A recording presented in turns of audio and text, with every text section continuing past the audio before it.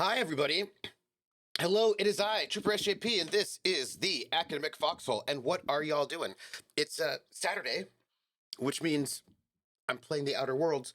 Also, hold on, I need something. There's been this thing that's been going on for the last couple of days, and I feel like it's weird.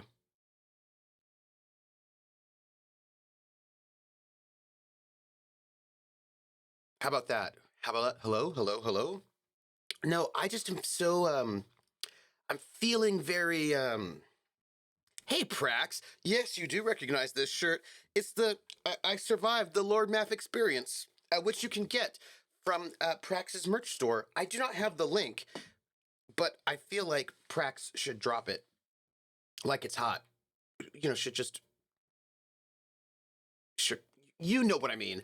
So all I'm saying is that I don't know why, but recently I have not been hearing like my it feels very dead in my headset. Surviving or thriving? Oh. Well, I survived the Lord Math experience. Lord Math is thriving. But then again, Lord Math perceives himself as thriving pretty much no matter what. Thank you for that, Prax. I don't know why it is. Is it different? Yeah, anyhow, look, I just do not have a... These are noise-canceling headphones. They're very good. They're used for monitoring and mixing and that sort of thing. But I am not hearing any sense of myself at all, which means I don't always know what's happening. I know it's just a weird thing where for some reason recently, I've not been hearing any sense of myself in the feedback, and I don't quite know why. But that is what it is. Yeah. So anyway, that's that. Hi, we're playing the Outer Worlds today, and I'm going to right now, because I'm going to be responsible, probably more or less. I'm going to just move over to the game, and then we'll chat about things. And that's what it is. Yeah. So let me see. I believe that I do.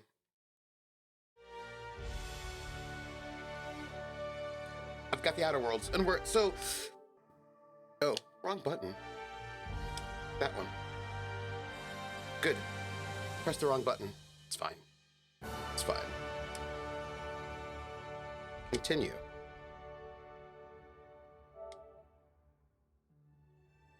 Good. All right. Game loading. So, what's new, everybody? How are you all doing on this fine Saturday? I've got, it is sort of like that wildness. So today, I have not yet done my bike ride. So I've got to do my bike ride after we finish stream today. And then I've got to do email and lots of work. And I'm meeting up via Zoom, having a Zoom meeting to talk about stuff and this wedding that I'm officiating. And then I've got a bunch of work to do. And I hope I can get all that done. But I also have to go and get some costuming work done for the stream tomorrow at 8 p.m. over at Praxagora the Smaphoria's channel. Carousel Court, which we're restarting Arc 2. We're restarting the game, which is the beginning, which is Arc 2. And if you don't know it... I'll keep it down. You should know it. I'm gonna see if I can just zip in over here and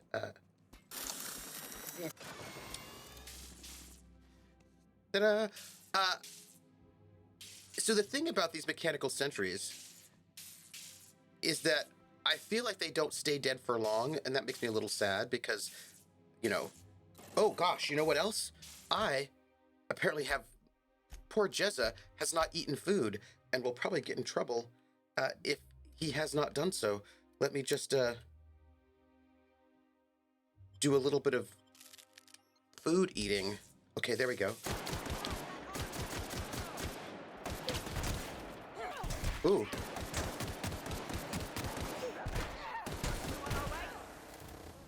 See, I don't think they stay. Or is it pretty okay? Oh, you look weird. I don't think they stay when you hack them. I don't think they stay hacked. I think you have to. I think they get back up again. I think when you knock them down, that they get up again. And I don't think you can ever keep them down. I mean, I think you can hack them and you know, make them sort of unconscious for a while. But I just don't think that once they get knocked down. I mean, I just think they just always get back up again. And I think that sometimes they take a whiskey drink and they take a cider drink and they take a vodka drink and they take a whiskey drink, you know? And I think they sing the songs that remind them of the good times, these mechanicals. And I think they sing the songs that remind them of the better times. And that's just a thing I think is true about auto mechanicals. And I think we all know it, you know?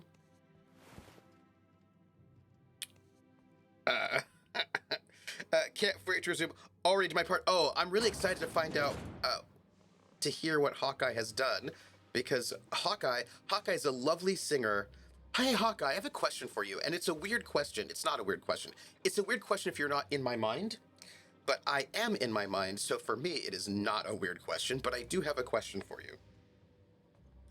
Death is usually fairly permanent. Yeah, that's true. So I have a question for you, Hawkeye, that I don't think is a weird question, because I live in my mind. And the question is, did you ever participate in, were you ever part of, did you ever, you know, follow, you know, question starts, ooh, hi. Were you ever part of a, oops, wrong ones. That wasn't what I wanted. This really wasn't what I wanted, everybody. This wasn't how I wanted it to go. Again, not what I wanted. Fine. Gilbert and Sullivan. That's the last of them. Great. Okay. Awesome. I did not do what I wanted to do in any way. That was not it. I pressed the wrong button, and things happened. But Gilbert and Sullivan, were you ever part of a Gilbert and Sullivan? Were you ever part of a Gilbert and Sullivan troupe? Because I just feel like you would be. Nice. I feel like you've got a lovely voice, and I just feel like it just feels to me like you would have done Gilbert and Sullivan, and maybe you haven't done. I just wouldn't be surprised if you had done, and I just wanted to know. You've never done any Gilbert and Sullivan performances, but I love their music. Okay. Krella knows that death is permanent, depends on the universe. That is true, but I also want to note how, when death is not permanent, in whichever particular universe we're talking about, the ways in which it is impermanent also varies by universe.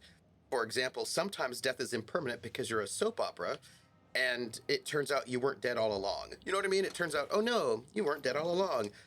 That was your evil twin. Or, you know, sometimes death is impermanent because of, what's the word? Mistaken identities. Sometimes death is impermanent because of resurrection spells. Sometimes death is impermanent. Well, actually, that's a question. That's a Theseus's boat question, isn't it? I was thinking about clones in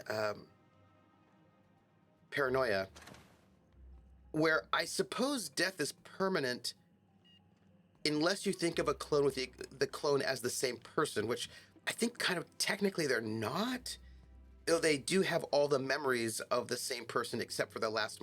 You know, this is actually a question. I don't know what we're going to think about that one. Oops. Sorry. Was not fast enough on the get-go on that one. Oh, man. Oh. You know, it's fight times. It's all fighting all the time. Again, not what I wanted, but... Hi. How's everybody doing? Oh, everybody's not doing well. So sorry. Okay, okay. This is clearly, it's been a while since I've played The Outer Worlds. I can tell because I am weirdly rusty at combat.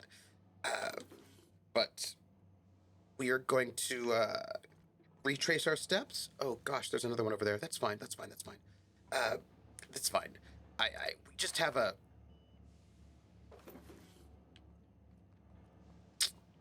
Yep. Also, why is there a flag on me? And I'm gonna read chat instead. Because I am, what's the word? I'm rusty, so I'm gonna read chat. I feel like reading chat will just make things better than, not. Am I winning? That's a good question. I just started. I'm a little rusty apparently, but I feel like I'm sort of winning, maybe. This was the last of my Dr. Pepper from last night. The offending Dr. Pepper that got spilled, but it's fine now. We were talking about, oh yes, paranoia and clones, and how...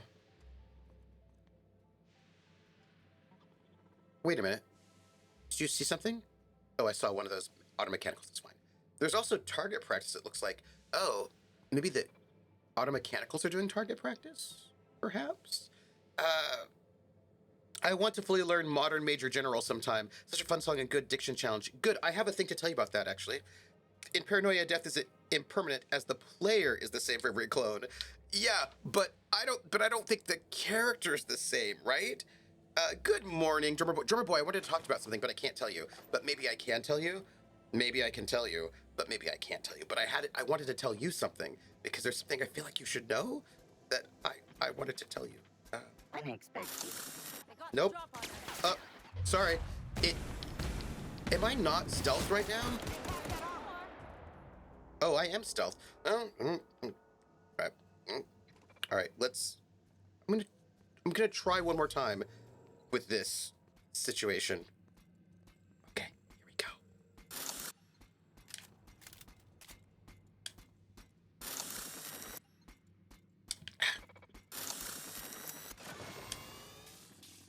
Okay, now we're gonna leave it just hanging out as an experiment to find out if it actually does wake back up and if we actually are, gonna be in trouble. But Drummer Boy, I have to tell you something. I have to tell everybody something, but I can't tell you all. But I was trying to figure out a way I can sort of quasi-tell you. Because I don't want to give spoilers, but there is a thing that I wanted to share with you. So I've got to figure out how to do it without... Look, it's back up again. So clearly they just don't stay down. Here, we're going to just have to hack it again. And then we'll just have to kill it. Apparently shooting it a lot wakes it up, so there's that. But look, Drummer Boy, I have to tell you something. It's a thing I have to tell you, and I've got to figure out how I can tell you without spoiling the thing that I'm not allowed to tell you, you know what I mean? But I wanted to tell you this the other night, actually. I wanted to tell you this on Friday, but then I forgot to tell you, so yes. How do I do this? How do I do this? Ooh. The Superpower Theory gives the saying, "You can't kill me in any way that truly matters," a really funny and sinister tone.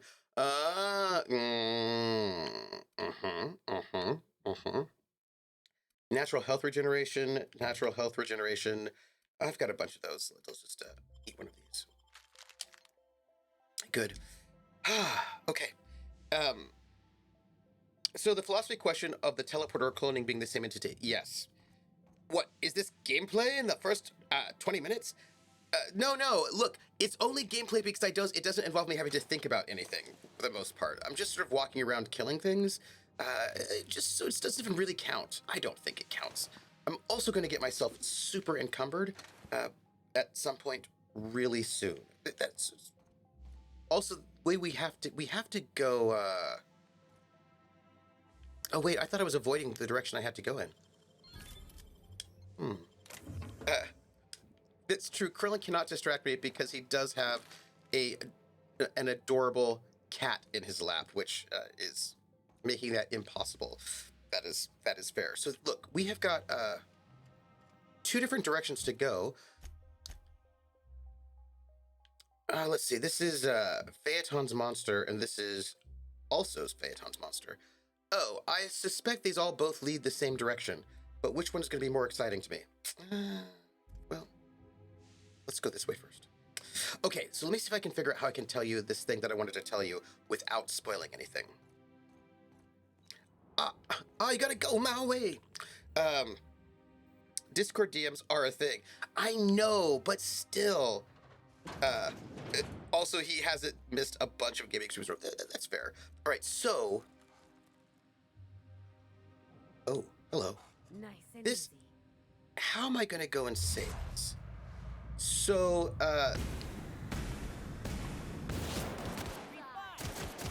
oh, this canid is big. Hello, leave me alone. Leave me alone.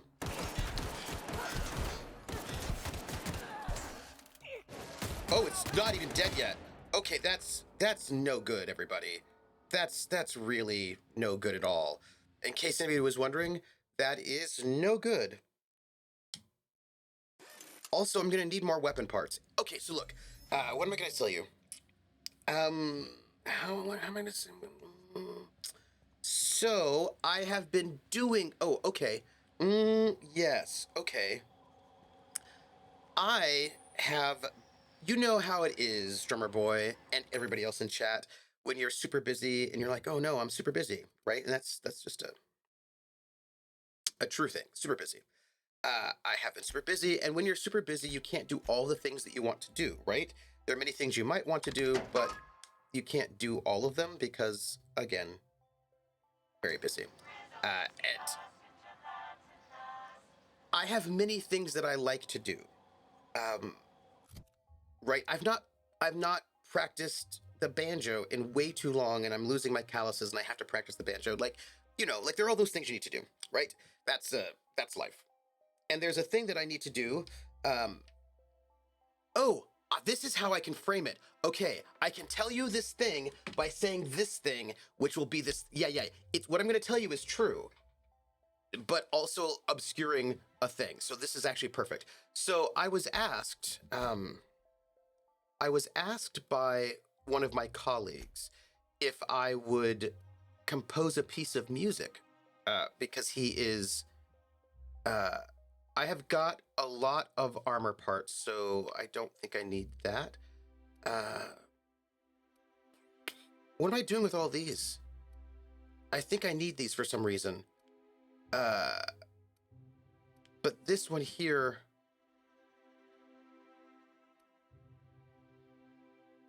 I'm not going to get rid of any of the armor at the moment, because I feel like I might need it for some reason. But I will get rid of... I will break down that. Anyhow, look at the skills the armor gives you. Yes, there's some good skills in there. I think I'm going to just, yeah, I think I don't have a lot of stuff to get rid of at the moment. Anyhow, look. So one of my colleagues said, hey, he was on sabbatical and he's coming back from sabbatical, and he's like, would you, and he was good. He's a composer. He's one of our composition faculty. And he wanted to know if he's putting on a concert for his return, because he was on sabbatical for a while. And he asked me if I would compose a piece of music for this concert that he is putting together. I mean, he's composing a bunch of stuff, and he wanted to know if I would compose something as well. So I said, yes. Now, that's great, because I've not been able to compose in a while, so it's very nice. Also, look at all this stuff that's in here. I feel like there are all these things in this room that we have not seen yet, or like, I just don't feel like we've fully explored this floor, and I feel like maybe we should, because what if there's loot that we haven't gotten? So I feel like I'm not going to go through this elevator. I'm going to go through the door and see if there's anything we've missed, because if there is something we've missed that we have not looted, I would like to...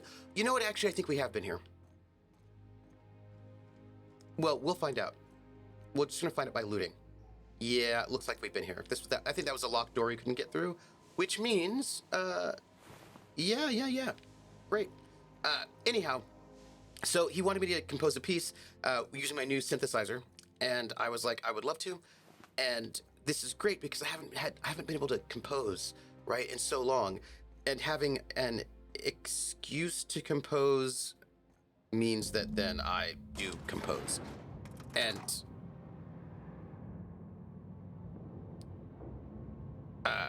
okay, great. So I've got this in this. That concert's in October, so I do have to get to it, and I haven't had time to do it just so. Like, I haven't worked on that composition. That said, hey Artie, how are you? So I've been asked to go and compose this piece, which is very exciting because I haven't had time to compose in so long, and I've been wanting to sort of get back into my compositions anyway. So that's that. Now, I will say, this is the thing I wanted to share. Well, this is the thing I can't share, right? So there's a thing I can't share, and what I will say is, I'm supposed to compose this piece for October.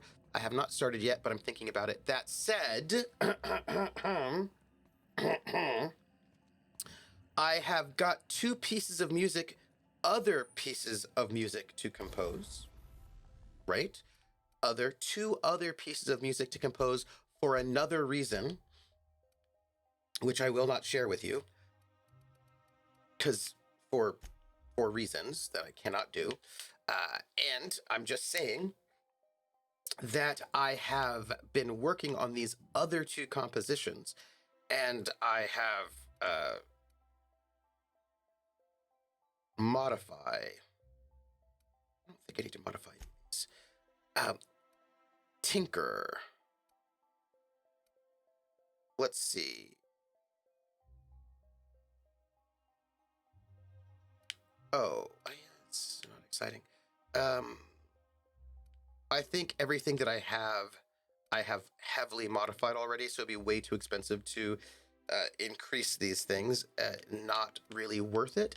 But let's see what we have here. We have a level 38, 39, 37, and this is my assault rifle. Do I have any other assault rifles that might be... Oh, this plasma assault rifle is the other thing of mine that when I swap out for the little finder thing, I've got to get back to it. Tactical shotgun. What is this? This is an assault rifle. This is a... What is this? A plasma rifle. This does not seem like it does as much damage.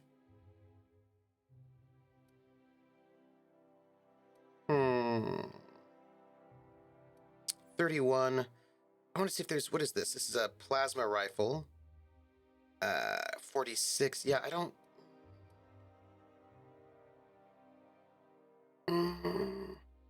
I just would like...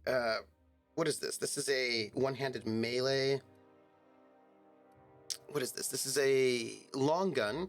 This is the Spectrum Gatling, which is that new science weapon. I don't think I'm super sciencey in my science weapons, though. So... What is this? This is a long gun? What is it? It's a... Oh, this looks like a shotgun of some sort.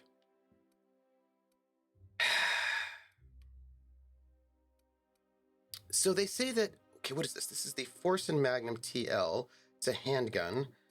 It's doing 595, and my Spacer's Choice pistol is like 1,000. You know what we're going to do? I've got a little bit of money.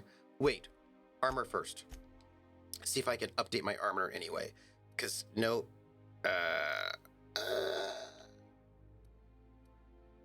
See how my life is, everybody?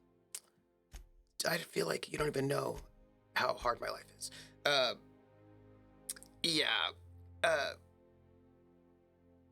It's going well, Artie. Yeah, having that project is better than just free time for sure. Yeah, not too bad. I was way up too late playing Baldur's Gate 3, but I was right at a pivotal point for one of my companions. You can't just stop in the middle of that.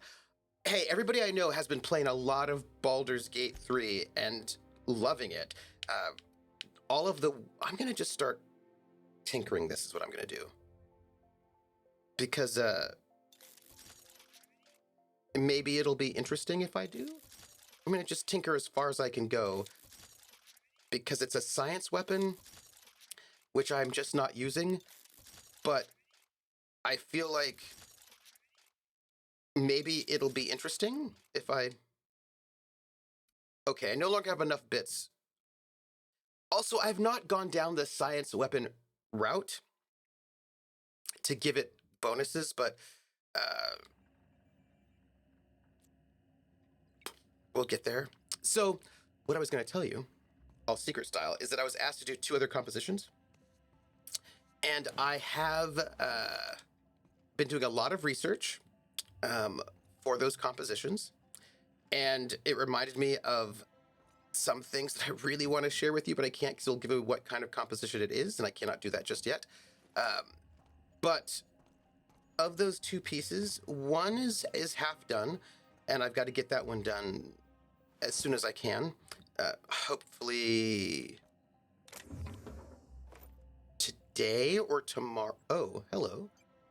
Oh, look, there are canids in there. Hopefully today or tomorrow, I can finish up that first piece. I'm like at 3 minutes, and I've got maybe another 2 to 3 minutes left to go before I will be done with that one. And then I've got the other one to do, which I've got a little bit more time on. But yeah, so I was composing. So this piece that I've been doing, I'm almost done with it. And I'm really enjoying it. This calls from that's right, this calls for some Starbeam chocolate milk. Speaking of, I'm going to go and grab my sniper rifle. Hey, there's the gyroscope. And I'm going to shoot one of these canids. Which canid? Whichever one I can get my grubby eyes on. There we go. Here we go, everybody. By the way, this is a mega canid, so that's awesome. And I think we're going to just have to go with this right now.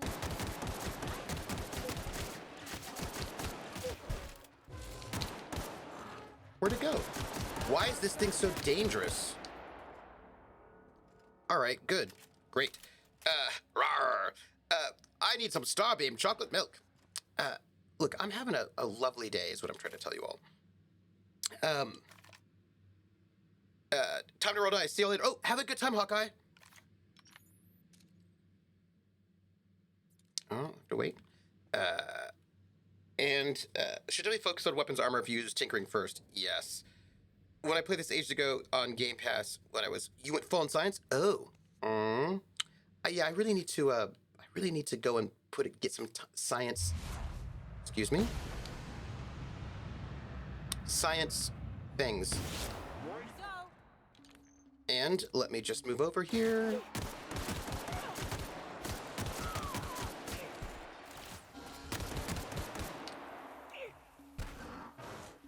Oh, oops. I didn't realize there was like a...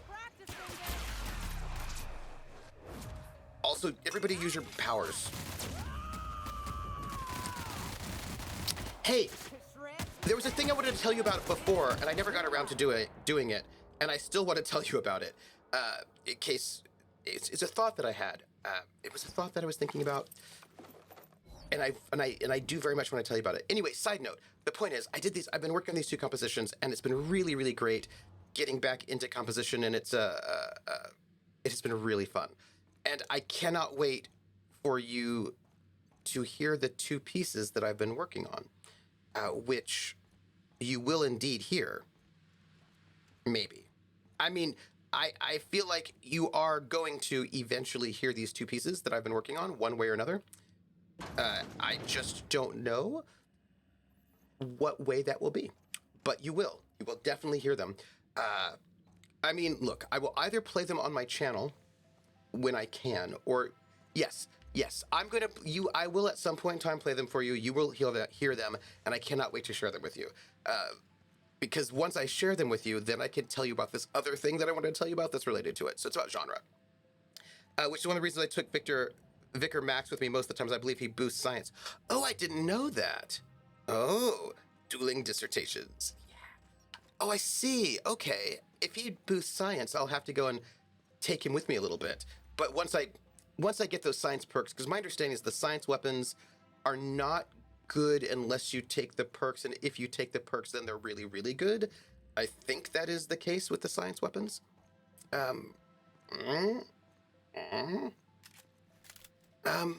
Okay. My character's hungry again. Why is my character... do you think that you have to eat more when you get into combat? That, like, eating food just pumps the adrenaline, and then you have to eat more food? It's a question that I have. I cannot confirm or deny it, but... Or alternately, I've been just chatting with you a lot, and time is going by faster than I think it is. All those things are possibilities. That's all. Stating your thesis in choral form is form also in Sanskrit. Yes. So anyhow, I'm just very excited about doing some compositions, and I'm excited about these two pieces that I'm working on right now, which is not the piece that I have to do for October. The two pieces I'm working on right now do not involve my new synth, but they do involve synthy things. The science thesis, the science weapons from my memory is that they have unique effects more than high damage.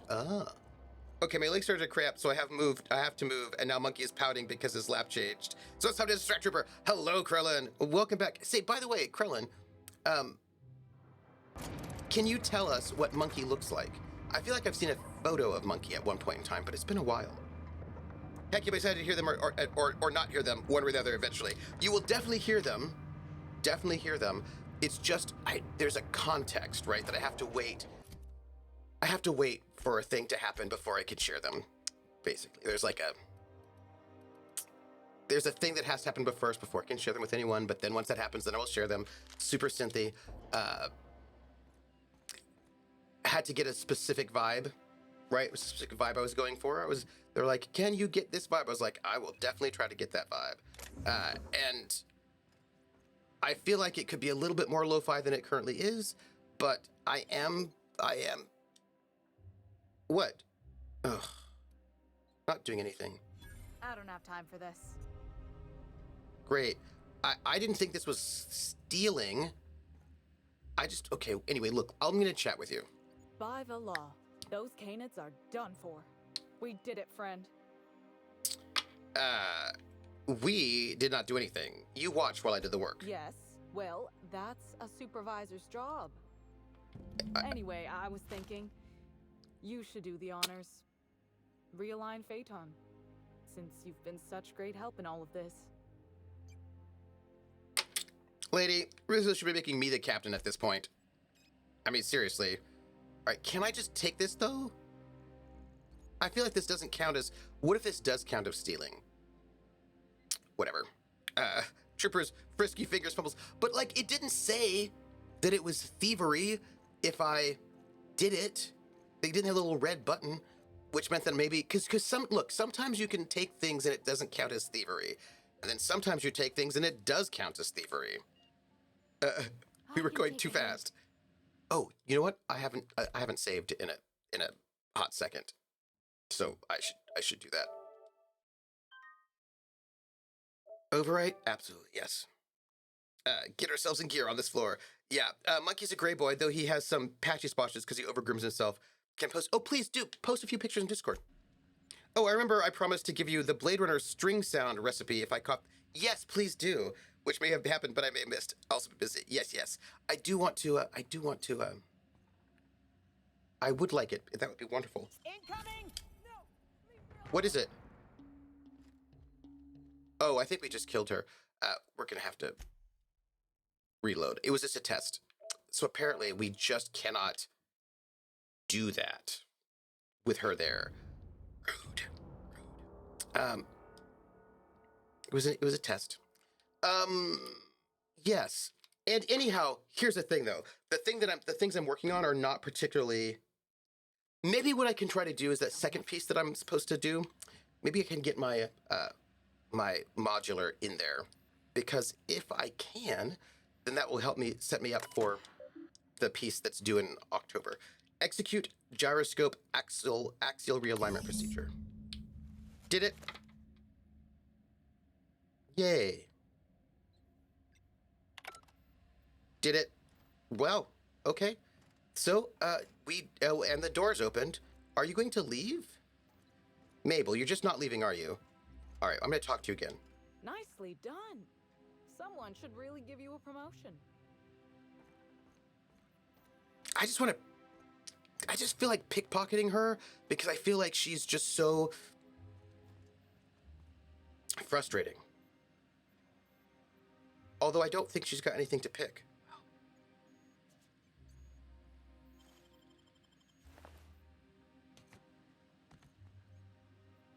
I'm going to pick her pocket, everybody.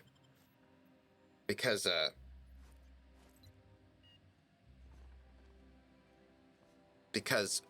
am. That's why. I got weapon parts, which is what I needed anyway, so yay. Also, she's retired on active duty. And this is why managers have been desperate to get people back into the office, so it isn't as obvious that their job is only to observe others and is so redundant.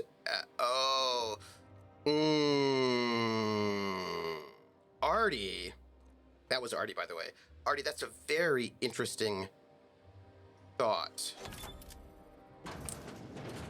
That's a very interesting thought you just had. That the reason why supervisors are so desperate to get people back in the office is because if they do not have employees in the office, they have no one to supervise and it makes their job redundant. I hadn't thought about that. Because the reason why I'm bringing this up, Artie, look, I'm going to tell you what's going on in my mind. I have thought a lot about this because there's some things about the whole thing that are a bit... Okay, so... Drummer Boy says, as far as I can remember, it's 2 saw waves with a really slow LFO modulating the fine pitch of one of them. It's sort of the binaural beating vibe that gets stretched out via reverb. So let's say this specific though. I'm going to have to... I would like that.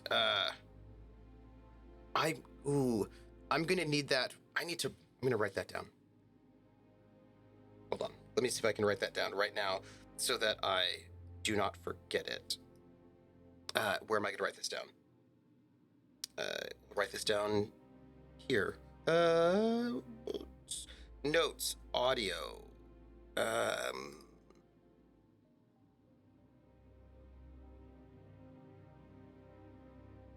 Okay. Oh, huh. Interesting. I was taking notes. Great. Good. Found it. Got it. Notes taken. I will have to come back to it. There's a snippet in a video that did a much better job of explaining it, but I can't for the life of me find that video. And oh, yes. Check it out. Okay, so look. So here's the thing, right? Talking about this thing that confused me about going back to work. So there's some things that don't confuse me. It's about like, all right.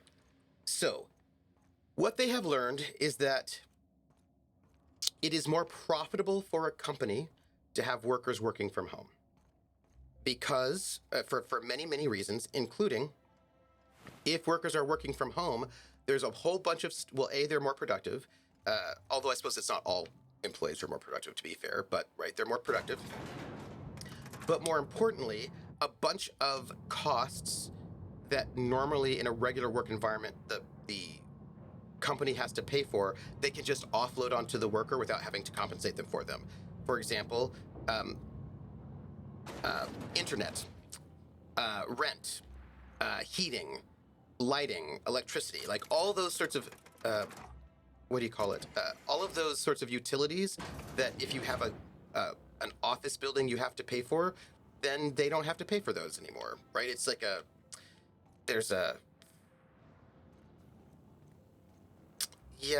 so basically employers are able to make out like bandits. They get more money with having to pay less. It's sort of like it's outsourcing a lot of the material costs of a building, right? And they have also, excitingly, this is why you use text documents, that you can cut and paste stuff. Yeah. So the other thing is that, I think I need to be up here. So you get to have Greeting protocols suspended. Checking for more gyroscopic alignment. more productivity with less cost. Gyroscopic alignment confirmed. Rizos thanks you for your assistance. And now they're even using the working from home in ways to save even more money by paying employees less. Wherein, because like they don't have to do cost of living anymore, right? If they're like, well, because there was a guy who wanted to work from home, and they're like, sure, I think it was in Seattle, and Systems are functional. one of his parents was like sick. He's like, since I'm working from home, I want to move to Georgia or Alabama to take care of them. And they said, sure, but we're going to cut your pay because the cost of living in Alabama is not as high as in Seattle. And he's like, okay. So he goes over there. They cut his pay because he's now working from home in Alabama. And then he comes back. He wants to come back to Seattle. Like, sure, you can come back to Seattle, but we're not going to increase your pay at all because you could live anywhere and we're just not going to pay you more. And I was like, oh, dang. So employers can pay you less because you could work anywhere, including a place with a lower cost of living, or at least they can avoid paying you cost of living adjustments. They save all this money and they get more productivity. And apparently I was reading that a number of companies want to treat working from home as a benefit and therefore dock your pay, so that if you want to work from home, they will pay you less. So basically they're just finding compounding ways to take a thing that's actually better for them and make more money off of it, of course, obviously. But there's all this anxiety about people working from home, and Artie just nailed it. Middle management. And I had never really thought about the crisis of middle management that working from home would prompt. That was just not a thing that I thought about. And so I appreciate you sharing that thought with me, because that makes a lot of sense, and it explains that particular anxiety, which I wasn't really quite getting. I mean, I was thinking that maybe the anxiety around working from home was just this kind of, because here's the thing, right? We do a lot of things that are not, drummer voice says, employers also get more prime hours out of you because you're more awake and haven't been sitting on public transit or spending in time hours in a car commuting. Yet they still expect, yes, absolutely, right? Yeah, that's part of the reason why they get more productivity out of you if you work from home. Absolutely. So now I will note that there are some jobs that really can't be done from home because they involve doing physical things in a physical place, obviously, right? And there are people for whom working from home is not the best. Let's see. Speak with Spencer Woolrich. Find Bertie in the spaceport.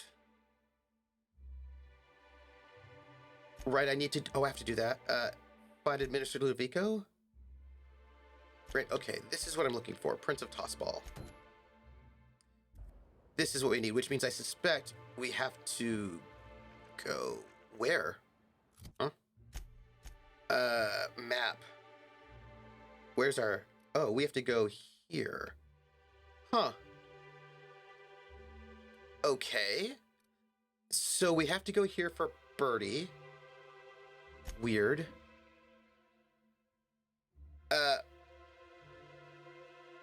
At the weather station. Had planned to meet the mouse out there at the spaceport.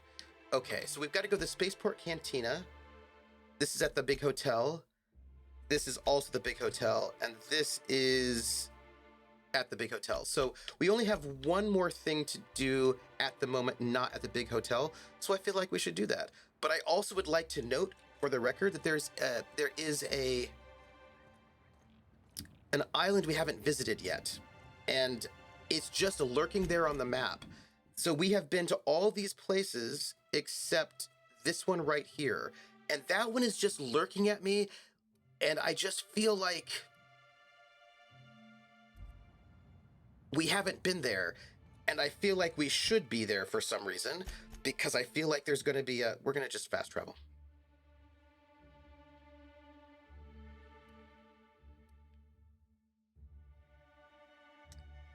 Right. Fast travel. I just feel like there's probably something there that we have to pay attention to.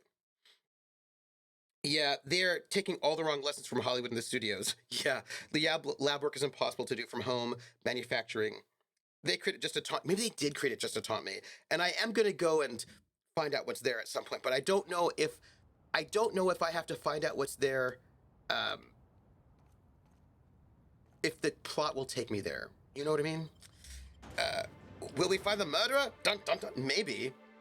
So here's the thing about capitalism, right? I know that sometimes, or at least no, that's not right. I don't want to say this is the thing about capitalism because that's not a thing about capitalism. It's a thing about the United States. Maybe not just the United States, but definitely the United States. Because we were founded by Puritans, right? The United States was founded by Puritans. Well, that's not fair. Actually, the East Coast of the United States was founded by Puritans, or was colonized by Puritans. Yes, let's put it that way. It was colonized by Puritans. And that, but they talk about the Protestant work ethic. And it is not exactly capitalist, right? In the sense that it sucks. That is a thing about capitalism. Yeah. See, the thing what I'm talking about is I actually don't think the thing I'm talking about is capitalism. I think it's weirdly moralistic behavior that actually sometimes works against capitalism, but it is the way that we live in this country. And that is the Protestant work ethic, which I think comes from Puritanism, puts moral value in effort in ways, effort and labor in ways that are sometimes not what is good for capitalism. What I mean by that is capitalism theoretically wants to make the most money, right? And wants to be, so therefore you want to be the most efficient, which is why there are a lot of really gross things that are super efficient within capitalism, but are super gross, like slavery. Slavery is super efficient, but again, super gross, not great. But there are a lot of things, but so for example, if we were really going by efficiency and profits and all that sort of thing, which is theoretically what capitalism wants, we would not have a 5-hour work week, and we would let people work from home when it's more profitable, and we would have free healthcare, right? There's a lot of things like public schools happen because public schools make capitalism better, right? Like we have this we have public schools because it makes capitalism better, right? That's why we have them. So there are a bunch of things that it would make sense for us to do if we really were just thinking in a capitalistic sense. Things like free healthcare, public schools, public roads, or all these kind of public goods that we would have if we were really paying attention for like the most profit motive. And letting people work fewer hours would also help with capitalism. Let people work from home. Like there are all these things, but there are weird Protestant work ethic thinks that somehow you're bad unless you're toiling away all the time. And so there's this way of like the Protestant work ethic really values overwork in ways that is not particularly efficient. And I noticed that particular tension, right, happens. Drummer Boy says, I just don't see a future for hourly expectations unilaterally across all work areas when that is a holdover from the Industrial Revolution. Physical jobs, sure, I guess, but remote positions oftentimes get their work done and then just sit for hours waiting for notes or just literally have nothing to do. Production doesn't happen by hourly marks, I guess, is my thought. Absolutely, yeah. Which leads people to invest a lot of their identity in their jobs. Yes, and actually that becomes part of it, right? All of a sudden, like you identify with your job in these really weird ways. And I think that like, it's obvious to people who pay attention that the way the United States does capitalism is not the way that many other countries do capitalism, right? They don't do capitalism like, in Germany, they have a gazillion days off, right? In Germany, they have many, many holidays, many. And they have really good free healthcare. And they also have like at least a month, everybody's at least a month of vacation time. And you get a lot of sick days. You can go to like health spas. And I mean that by like an actual health spa, not like what we'd say in the United States.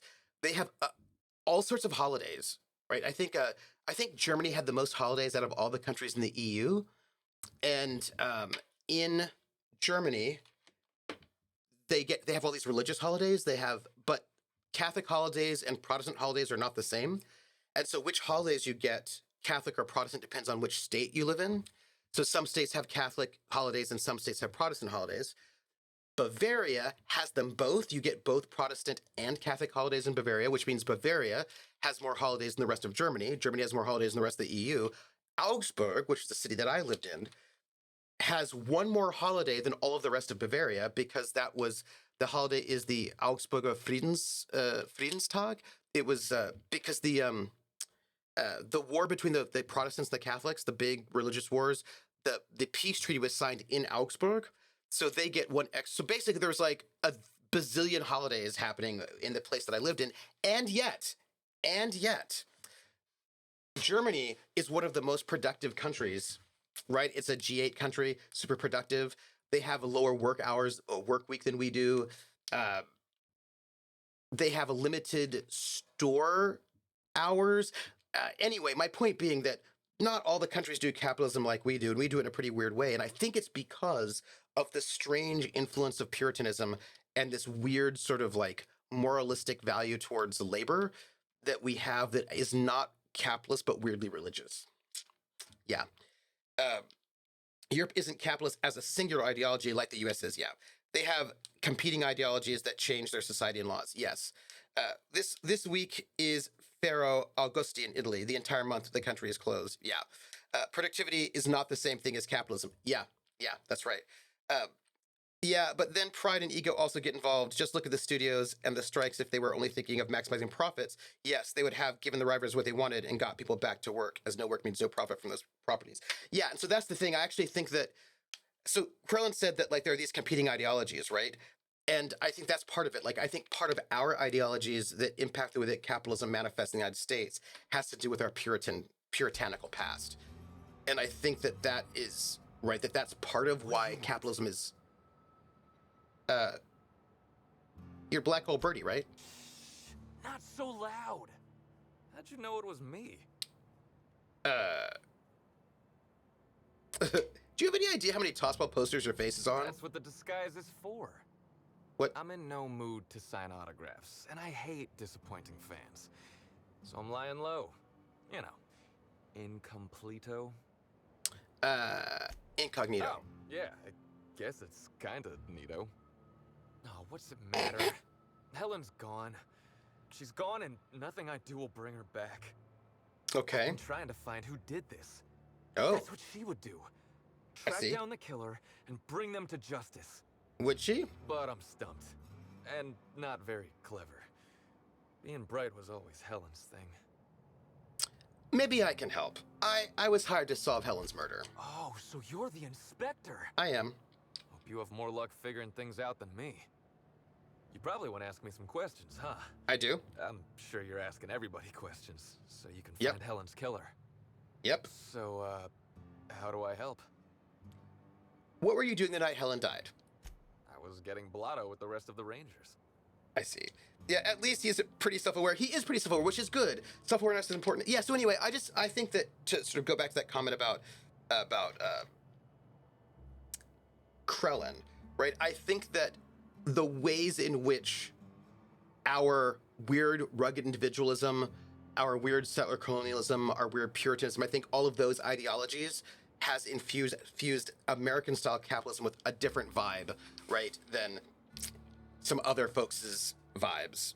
That's what I will say about that, right? And so, and I actually just think that's interesting because I think when people say capitalism and they don't pay attention to the ways in which capitalism manifests differently in different countries, they miss things, right? Because right now there's capitalism in Russia, but it's like that's very, very impacted, right, by the ways in which that country's history.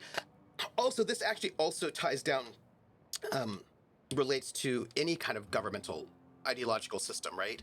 What socialism looks like is going to look different in this country versus that country. What capitalism looks like is going to be different in this country versus that country. Just because like the histories of those countries, the ideologies that are part of that country. And, you know, I just think that that's like an interesting thing to think about. That's all, right? Just I think that's fascinating. And I just think the United States is weird. It's just a weird country sometimes, and we do weird things here. And I sometimes think, like, there were studies that showed that giving unhoused people apartments to live in actually costs less money in the end, right? And fixes the problem, but we don't necessarily want to do that. I'm not in. Yes. In the U.S., yes, it is a combination of capitalism and the need to control those you is below you. You know, But also, soaked, muddled, but also, preserved. not just. Booter, half shot, void lush, on the Byzantine swizzle. Nice. One bit Nice. down, 3 bits Mhm. up, spread across the spectrum. Top Mm. heavy. Mhm. Should I go on? Yes, absolutely. Yes. No, I was just thinking that like it's not even just about being better than others. I think it's also about an internalized sense of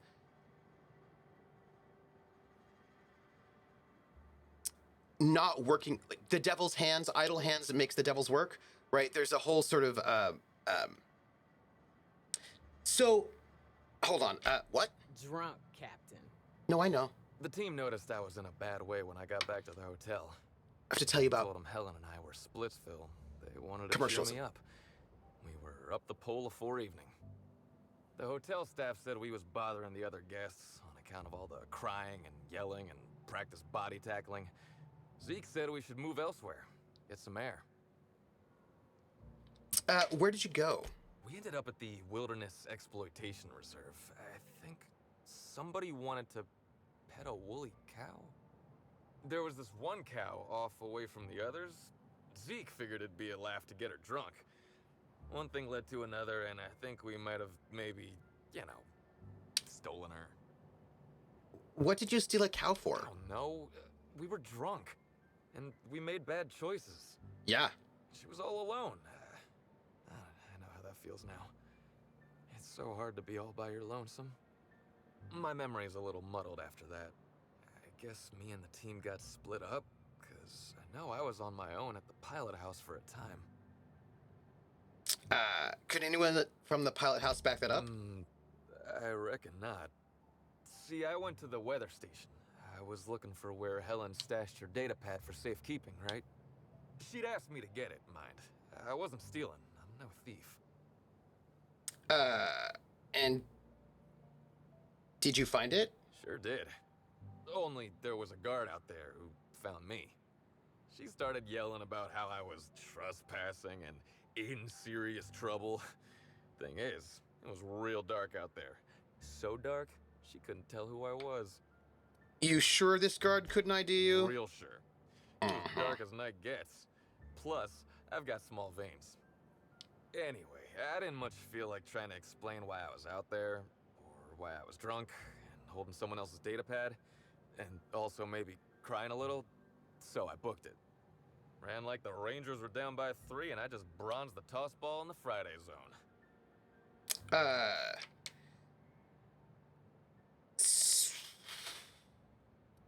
Did anyone else see you that night? Think hard. Anyone, anywhere else? Yeah, I mean, no. Nope, Uh, no one else. all right, come on. Come on, Bertie. Who was it? I don't want to tell you. I'll get in trouble. Not having a witness puts you in much bigger in trouble. Look, I talked to Woolrich, okay?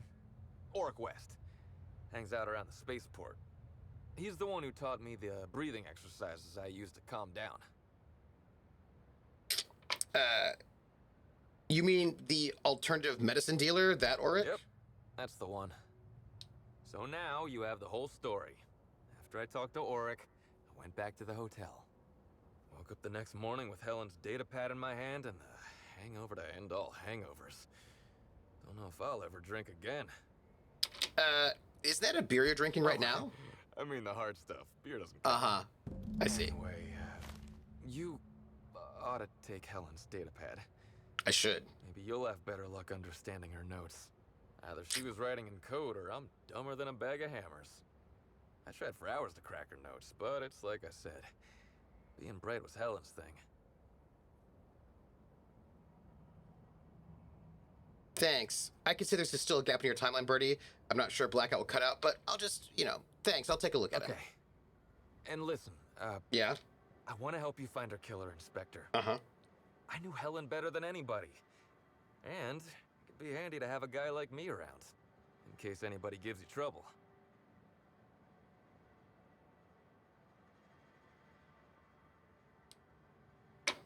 Well, if you start threatening witnesses, I'll throw you in jail myself. I'm not threatening nobody. Yeah? Gee, you try to help someone out. I'll head No, back to the Grand Colonial then. Unless you need me for anything else. I do have a few more questions. What do you want to know? Oh, good. I want to ask you all these questions before I get hungry again. But I also want to chat with chat because we're having a really great conversation. So about, why'd you have that mascot pull that little stunt over the recording in Helen's room? Huh?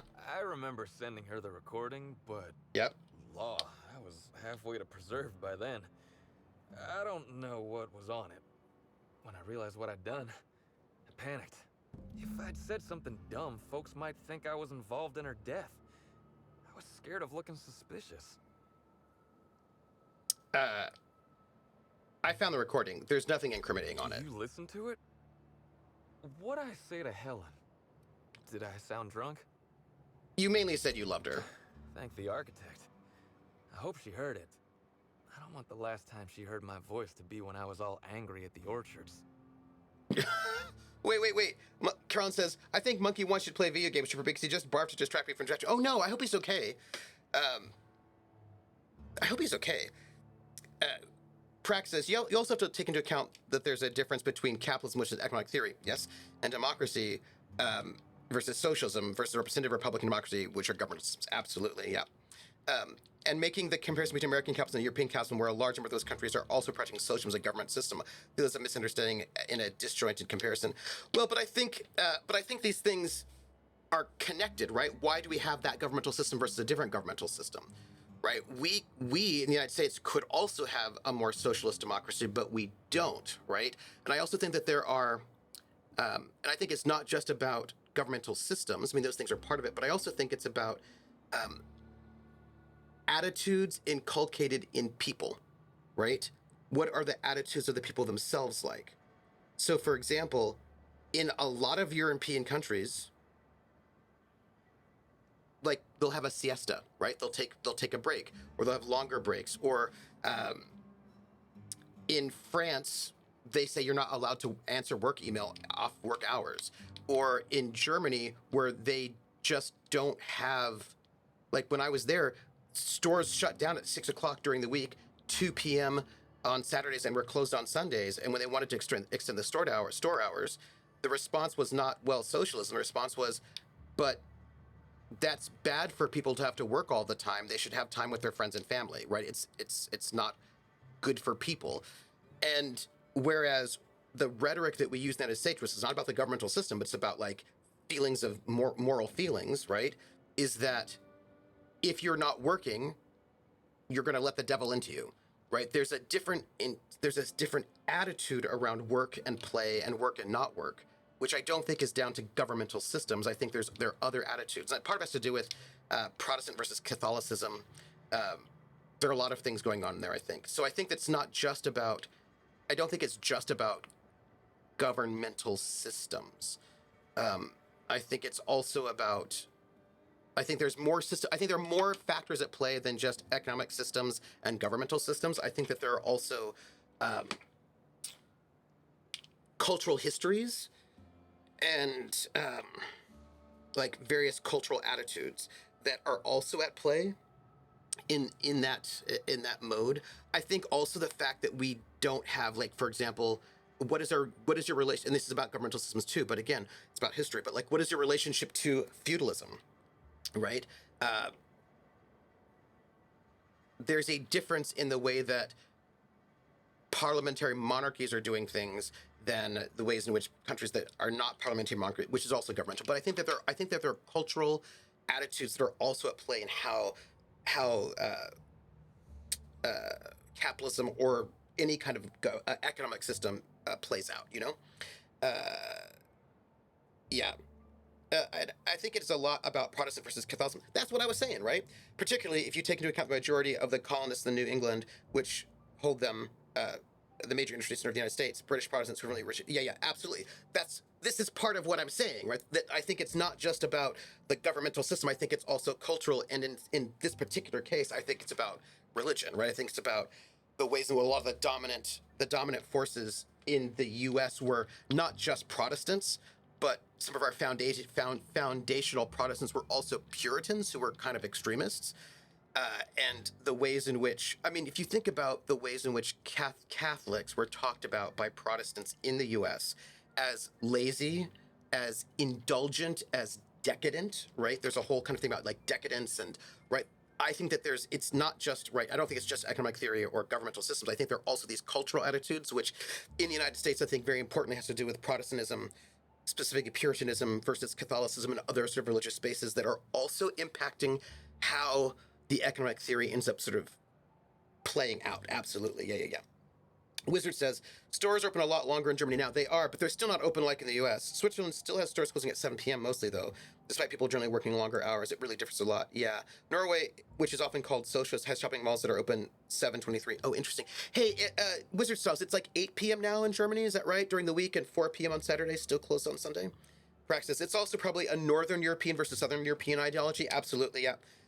Norway, the British Isles, they all have this longer work ideology. Yeah, right. So this is part of it, right? I think that there are these things that are not either economic or governmental that impact how those things play out, right? And I think that you're right about Northern versus Southern European and how a lot of the East Coast colonizers were Northern European and how that plays out. I think that's absolutely 100% true as well. I think there are a lot of factors that impact how things play out in any particular country. And I think that sometimes we say, capitalism. And I'm like, well, we have to actually also take into account not just capitalism, but how capitalism manifests in any particular place based on governmental system, religious system, cultural systems, historical systems, right? I think that there's a lot going on that, which is the same thing with feudalism, right?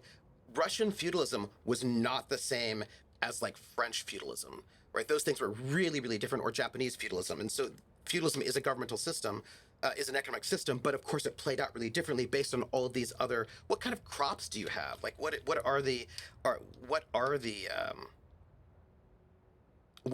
industries that you have? I think there are a lot of things that play that out. Absolutely. Yeah.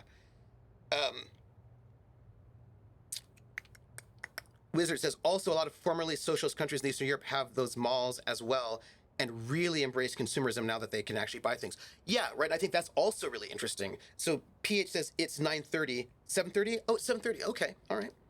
I remember when they were debating increasing the store hours in Germany when I was there, like 97. And I remember they were saying, yeah, if we allow people to have stores open all the time, then people are going to have to work all the time.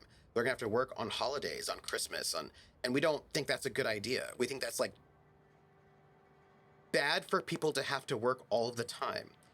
And that was really interesting. They also said, and this was actually also very interesting, one of the arguments against extending the store hours in Germany when I was there in 97 was that it will be bad for small business, that small businesses will not be able to afford to hire people for like an extra 2 hours, but big businesses will. So extending the store hours will actually go against and will not be good for small businesses, right? So it was just interesting to me the ways in which the arguments around this, and the arguments for extending the store hours were also interesting. It was basically, we have a lot of unemployment in Germany and extending the store hours will help relieve unemployment, which I don't know how true that is, to be honest, but that was the argument for extending the store hours. And what was not the argument for extending the store hours, which is the one that I would have made, it is very difficult if you are a single person who works full time to get your shopping done, especially for like bigger things, when the store hours are the way that they are. Like as a person who was single and had to sort of commute to work and had really weird hours, it was not easy for me to go and get all of my clothes shopping done and that kind of stuff. So the very limited store hours made living as a person with or either single or dual income, like if you were partnered up but your partner also worked full time, that made it very difficult actually to live. But that was not an argument that anybody was making. They were making the argument about unemployment. Anyway, those were not arguments. The thing that struck me was that those were not arguments that people in the United States would have probably made, right? Those were not arguments that we would have made at all. And I just thought that was a really fascinating, sort of difference of ways of thinking about it, right? Drummer Boy says, I also wonder if the country's age has something to do with it. Actually, I think you're also right, Drummer Boy. The country's age, I think, also, and like cultural memory also has something to do with it. Like, the States grew a lot in a relatively short amount of time, and being so new, most of the infrastructure was not really built to last. I wonder if the pressure to remain as big on the world stage, but with kind of throwaway infrastructure means everyone needs to work hard. Big ego version of keeping up with the Joneses, pressure along with the Protestant moralistic weirdness. Yeah, I also think that a country's age has a lot to do with these things as well. Absolutely. Josh says, hello, happy weekend. Hello. Oh, absolutely. R.H. Tawney wrote directly about this subject in the turn of the 20th century, Religion and the Rise of Capitalism. Oh, variant. Oh, I should read that. Yeah. Paragraph. Oh, no, Drummer Boy. Oh, I love paragraphs. That's what this place is about. Crack says, particularly when you consider the response that Germany had to trying to bolster the economics of countries such as Italy and Greece, when they said that austerity was the only way in which Germany would support 18 the Greek bankruptcies, yeah, and require them to have longer work days and have long, yeah, absolutely. Wizard says, this is where the doctrine of austerity and prejudice about lazy, corrupt Southern Europeans interjected. Yes, it did, right? Because Germany does not feel like they should have longer work hours for themselves, right? But then there's these prejudices about like the lazy Southern Europeans, right? Absolutely. This is why you need family and friends. And praxis, yep, it's the similar rhetoric to the way in which Protestant work ethic is discussed in the U.S. Absolutely. I also think there's a thing I wanted to get back to is about moral superiority. I think the thing about I actually don't think it's moral superiority in the exact same way. I feel like there's a bit of moral superiority in the U.S., but I think that part of it, especially for people who are workers, is about moral shame. I think it's very shame-driven in the U.S. very often, right? The idea that if you're not doing everything all the time, you should be shamed for it. So I think there's something about internalized shame that hits in the U.S., like internalized guilt and shame. Like, we have so many people in the U.S. who have holidays or sick days, but don't take them because of shame, right? So I think that there's shame that's involved in some of the ways in which our work ethic manifests in ways that are like very unhealthy, obviously. Still moralistic, right? But I think the moralism in the U.S. is not exclusively moral superiority, but also weird shame, like weird shame. Wizard Style says, Norway is kind of like it, and people there do not work hard or long hours. They do have the fossil fuel fund, and buying houses is very easy for people born in Norway, though. Not so much for immigrants, yeah. So pressure isn't quite there right now. We'll see how that goes when Norway has to find something to prop up its economy that isn't fossil fuel, so that's interesting. There's another thing I was thinking about. So there's this really interesting book. It was maybe an article that I read. I was doing this work on American nationalism for a music paper that I was doing ages ago, and I never published it. I really should.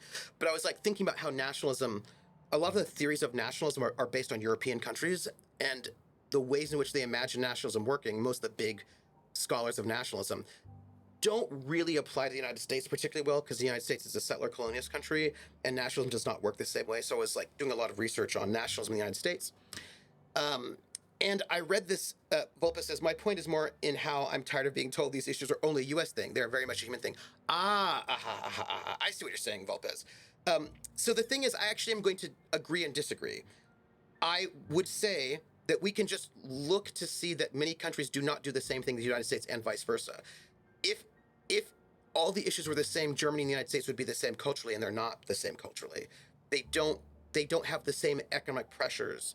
They don't do the same things, which is not to say that one thing is better than the other, but that they're different. And I think it's important to note the differences between the United States and Canada, or between Germany and France, or between Italy and Greece.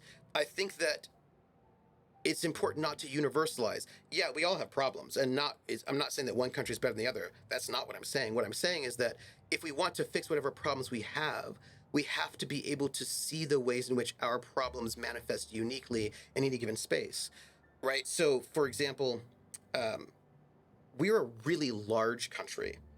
We're like a very, very large country. And we're a lot more federalized than many other countries, which means some people say, well, in Europe, they do X. And I was like, yeah, well, we can't do that because that country is the size of like Washington State. And we are a much bigger country than that, right? So some of the solutions that you might have in Europe are not going to work here because we're just a much bigger country.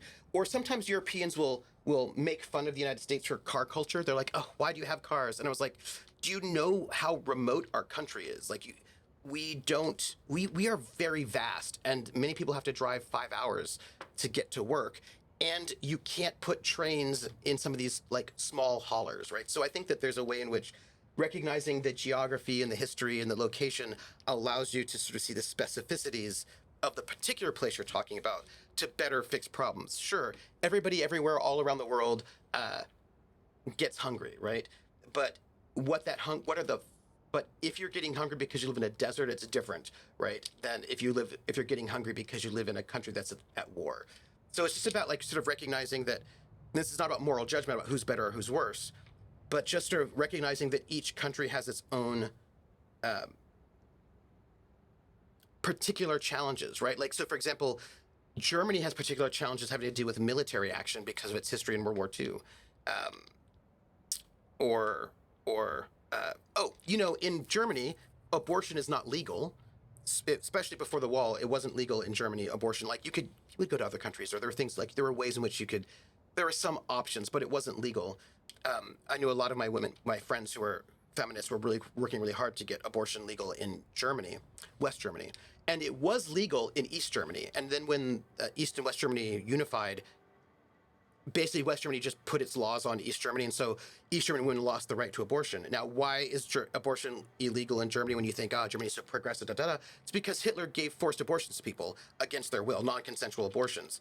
So that led to Germany having this law, right? So I think there's ways in which various countries' histories and ages end up manifesting different, and even languages, right? Manifesting differently, and what it looks like to do something just sort of ends up being a little bit different. You know what I mean? German Boy says, true, but Norway's population and size, landmass, we might make that more feasible. The US being so sprawling and like 50 to 60 times the population probably exacerbates infrastructure. So yeah, I think so too. For instance, the US being a single country is the source of a great number of its problems. There are too many nations being forced into a single state. PH says, you can put trains in most places, it's just choice not to. And the thing is, PH, there are a lot of places you can't put trains in this country.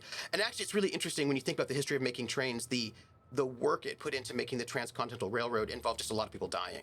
Like, they decided that they wanted a Transcontinental Railroad, and then they got a lot of poor people and they died. It was very horrendous to do that because it was hard. But also, there's just a lot of places where we don't even have buses going. I mean, we have some very remote places in the United States, places that are so remote. It's one of the reasons why the post office, the United States Post Office, is so important, because it is not cost effective to deliver mail in some of the places we have in the United States. And so if we were to privatize mail, people just would not get mail because it would just be far too expensive. Because PH. I lived in a place, French Gulch, which is had maybe 100 people in it, maybe 80 to 100 people in it, and it is an old abandoned mining town that, I lived in a cabin on a mountain with no electricity, an outhouse, no hot water. It was a one-room cabin, and there were a bunch of people not a bunch of people, there were people who lived up there, and it was super remote. Like, you could not really get there.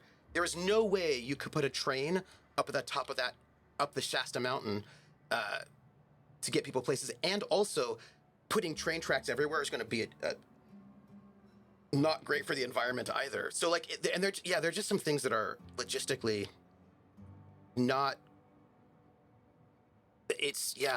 Now you might say, well, no one should live in those really remote places, but we just have our country can be really remote, is all. Norway has its own infrastructure issues because the country is so hard to get around because it's all water and rocks. But yeah, of course, the countries aren't directly comparable. Norway is a country that gained most of its wealth and relevance very recently, though, and hasn't developed a work ethic like the United States. Yes, but I also wonder how much settler colonialism ties into the work ethic in the United States, and also, our particular brand of Protestantism. Volpus says, that just condenses the shipping of goods into a small number of hands. All I'm saying is that its choice is not to connect those places because you just say it's not cost effective, but also it might not be safe. There are some places where it's just not safe to do that. And when I say cost effective, sometimes the cost is human lives or the environment. or like there are a lot of sort of elements, right? And practice, like my cousins in Kansas don't think anything of driving 3 hours at 7 miles an hour to go shopping at least once a week. Yeah. All it takes is for a power outage to show how isolated even the big cities are. It's true.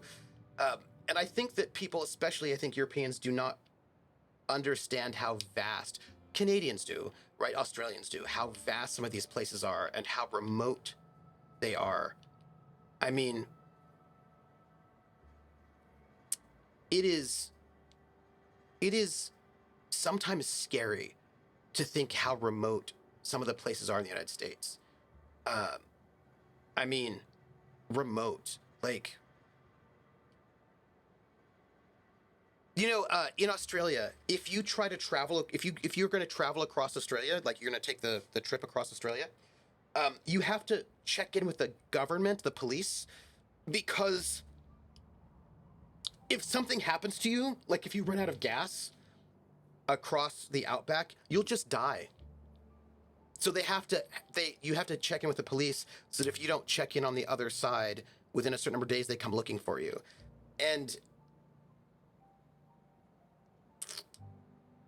it is profound. It is profound what space is like. And when I lived in Germany and Bavaria, which is pretty, like, it's rural enough, there was it was very different. But that also meant that people in Germany had behaviors that were attuned to living in close proximity with people in ways that we did not in the United States. So a lot of United States people end up seeming very rude in Germany because we did not have we were not accustomed to the kinds of close living. And so sometimes Americans would end up being very, very rude in Germany, and sometimes Americans would think Germans were very, very rude because Germans did not give us personal space the way that we were used to, right? And I know in like Japan they have even less personal space than in Germany in terms of like how far away you stand from each other. And it's just these things are just like these are not moral things; these are just kind of interesting things. Yeah. New Mexico is the size of Germany, and we've got the population of Munich spread over that entire area. We've got a lot of pretty remote places, yeah. In practice, like the U.S. has the highest quantity of active serial killers operating across the country, along the cross-country highways because of the vastness of the country. Yeah. Also, Prax, I was reading that the countries with the most serial killers in the modern day, not in the earlier, United States, Australia, and Russia, all places that are very, very, have a lot of really remote places. Like I was thinking, it's really hard to hide a body in Germany. It's really hard to kill someone in Germany and hide a body and not get caught after the first one. Like, a lot of the European countries, which are much smaller, right, and more densely packed and more visibility, have a much higher solving rate of crimes, murders. It's just harder to get away with murder. I don't think it's because Germans are more moral or anything. It's just that everybody's up in your business all the time. Everybody's seeing what you're doing all the time. And here, like when I used to drive from Los Angeles to San Francisco and back again, like there are stretches of that highway where I could just kill somebody and dump their body and no one would find it.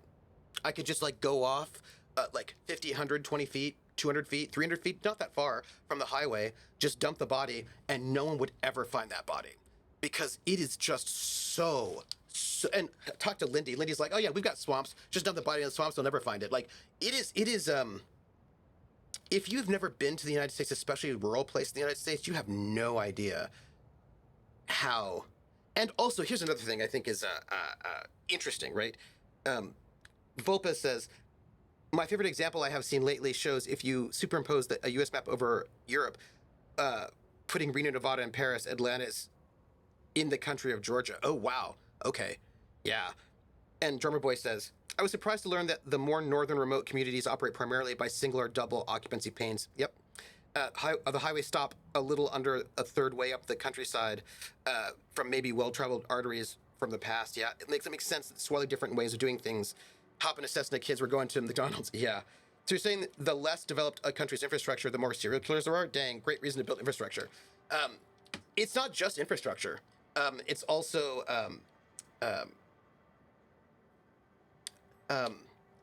surveillance. There's a morbid top. This is a morbid topic, but on the topic of cultural differences, I do wonder sometimes why the U.S. has so many serial killers and cults. Might have to do with weapon availability in remote areas, but I do wonder. Similarly, in Germany, you get news of families locking their children up in the basement for a decade or more. Sometimes I haven't really seen that in other countries. Yeah, I also would say that like Germany had a lot of serial killers in the 1920s, right? Germany and also the UK had a lot of serial killers like 1890s, 1900s. German tourism ads. Germany, it's hard to hide a body here. And the thing is, this is not just about infrastructure. It's not even about good roads or bad roads. Some of it has the fact that, for example, in Germany, you have to register with the police where you live, and you don't have to do that in the United States. Also, it's just really densely packed. You could have a very densely packed place with bad infrastructure. Like I was, it's everybody knows your business, like all the time. And there's just you just don't have as many remote places. It's just harder to hide bodies in Germany or France. Whereas I can travel in the United States and I can go to a place where maybe nobody's ever been before. Like no human being has ever been to that place, or maybe only one or two. I could go to a place where, and this is not even about infrastructure. This is just about the fact that we have a massive wilderness here. Just a massive wilderness that not all of the country has been industrialized or but actually, you know what's interesting? To think about the reverse version of infrastructure, we really have a lot of national parks. We have a lot of green spaces that we don't want developed, that we want to keep natural. And those are places where you can hide bodies. You know what I mean? Like the these vast spaces are just places where you can hide bodies. I would also sort of say that perhaps our good infrastructure, right, our interstate highways also makes it easier to hide bodies, because you can hide bodies. You can travel along our very good infrastructure or interstate and then hide bodies there just along them, right? And it's harder to hide a body in a place where nobody is at all, but our infrastructure makes it easier to access remote areas, which makes it easier to hide bodies, which makes it easier to be a serial killer, you know? All right, I'm back. I've had to have my cereals, part of my rather late brunch cereals, delicious. So that's why Teddy started the National Park Service, hiding bodies. Yeah, and I also think that it's important to note that we actually have, there are some things we have that are pretty decent infrastructure, some things that are less good in infrastructure. Sort of plays around in different ways. Yeah, and I think it's just, yeah. Also, interesting note that when it comes to serial killers, we're down. United States is not, we have a big, what's the word? A big downturn in serial killers. A huge downturn in serial killers. We haven't had a lot of them. It was like the golden age of serial killers was like the 60s, 70s, and into the 80s. But we've basically serial killers are not as popular at the moment in the US. Spree killers or mass shooters are now big, but we don't have as many serial killers as we used to. Artie says, also these days, aren't there a lot of more ways to get rid of bodies that doesn't involve dumping or burying them? I think also it's harder to do serial killing in the United States because of DNA testing, right? Brack says, and the highway system in the U.S. was created as a specific response to the problems the U.S. saw in Germany and Europe during World War II, when the Panzer divisions couldn't be moved easily because the roads were too narrow. Yep. All the interstates in the U.S. are designed to protect against invasion by allowing tanks to move freely and double as emergency runways for all planes. Yep, that's true. So about Helen. What about her? Did she have any enemies? Rival actresses, maybe? I don't know too much about the motion picture industry. Except for Helen's pictures, obviously. Those I probably know by heart. Seen them about 100 times each. I was also thinking that like in Canada, I was talking to Simon about this, right? There are parts of Canada that are really, really remote that you actually cannot get to except by plane, right? And I think about weather, how weather impacts this. I imagine that's probably also true of like Finland, Greenland, Iceland. I bet you there are parts of like way northern Europe, or the way northern hemisphere and the way southern hemisphere that are also just impossible to get to, just super remote. Yeah, we just have like massive. Yeah, and I'm going to say this is like being the new world. This season of Alone takes place in northern Saskatchewan. Oh, interesting. Yeah, ooh, interesting. Yeah, because there's some parts in the way Arctic Circle parts of Canada that are like, you're just not going to get there. And it doesn't necessarily make sense to build train tracks all the way up to like what are we doing? So maybe we shouldn't have train tracks everywhere. You know what I mean? Not because I think cars are better than trains, but because maybe we don't need to industrialize all of nature. Why did you break up? I wish I knew. Must have been something I did. At the picnic, Helen just kept saying she didn't want to drag me into her world. Oh, Maybe interesting. one of the higher-ups in motion pictures was giving her trouble over us? I don't know. I tried to understand, but I don't. What was your relationship like with her? Look, you and me, we both know I'm a big, dumb tossball star, right? You're not that That's big. what I'm good at. Rizzo's knows it. The fans know it. Helen, she saw me as more than that. Oh, She saw someone who had more to offer than big muscles and a signature black hole stomp. Being with Helen was magic. She was magic. There ain't good enough words for something as special as what we had together. Actually, let me ask you something else What do you want to know? about Auric West. Yeah? What's his deal? Auric's a businessman. He sells stuff you can't get elsewhere. You know, Mm-hmm. alternative stuff. We're talking sort of science, crockery, whole supplements. I see. And why would somebody buy whole supplements? Maybe putting effort accelerators in your body isn't always the right call, you know? Mm-hmm. Maybe there are other options. Mhm. Maybe I don't take all the accelerators Rizzo's pushes on me.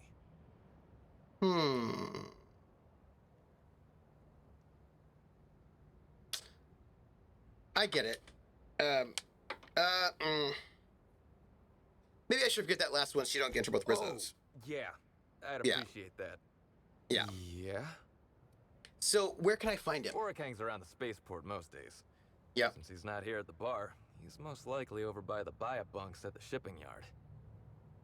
So what's it like being a famous tossball player? Tossball was, is, and always will be the greatest game in the universe. Is it? I would give it up in a heartbeat to have Helen back. Oh. All right. Well, that's enough for now. I'm going to just check in with your alibi, see what that's all about. Which means, y'all, we have 2 suspects left, just for the record, in case you were curious. I have to eat more food, because apparently that's a thing you have to do, and then I get to listen to chat and see what you all have to say, because this is like such a good conversation. I'm very excited by it. Let me catch up. I did the music to a mini doc about a pilot in northern Saskatchewan. Really? Oh, that sounds so interesting. What was it like? Being in South Saskatchewan, that makes sense. So I have a complete pre-storm prep, so I can hang out for an hour. Oh, good. You've completed it. Good. Super still hasn't finished the game yet. No, but I'm getting closer. I'm sure. I'm not sure that. I don't think it fits him either. I feel like these. Yeah. Mm-hmm. Well, this guy seems like one of the only actual decent people in this world. He does. He seems pretty good, right? Yeah. I think that it's one of the things where. And I think, for example, in the United States, we often cannot appreciate how densely packed Europe is, right? Other things that I find that Europeans often don't get about the United States, and they'll make judgments about the U.S. not understanding some of the logistics. For example, they will talk about gun culture in the U.S. And I don't know how to put this, but when I lived up in the mountains, right? We had shotguns. And why did we have shotguns? Because there were wild, dangerous animals that would murder us. And I have this book. It's probably in one of my boxes still. Called the SAS Survival Guide, and it's a handbook about how to survive various things from the SAS, the British SAS.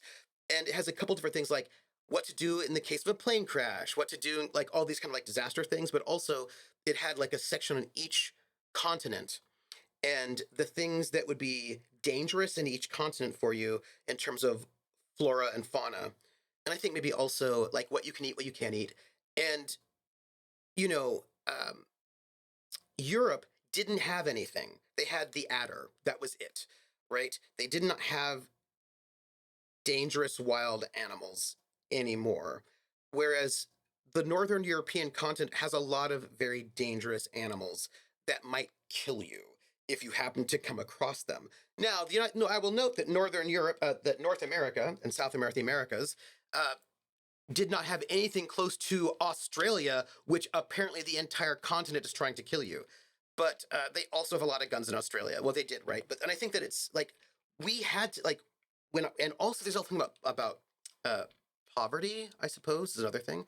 Like when I lived up in the mountains, we had shotguns, and we used those shotguns A, to protect ourselves from coyotes and bears, and B, to get food to eat, right? Like I've eaten squirrel, rattlesnake, goat, right? And I think that if you live in Europe, you may not understand the wildness of the United States, especially if, what you're thinking of as like movies in Hollywood. But people still go hunting for food, not because they just think it's fun, but because they have to eat. Like they don't have food otherwise. And also, there are animals that will kill you. I'm from California, and our state, California, has got mountain lions, bears, coyotes, rattlesnakes, all sorts of things that are quite dangerous. And, they hang out sometimes where you live. That's like a thing. Yeah. Him and Parvati, yeah. And I think that sometimes people don't realize that the US is not Germany and vice versa. And vice versa, right? Like, I just saw people being quite rude. There are a lot of Americans who are quite rude in Germany, and I was like, oh, this is not great. You ain't a sheriff, right? You gotta Nope. tell me if you're a sheriff. Sure.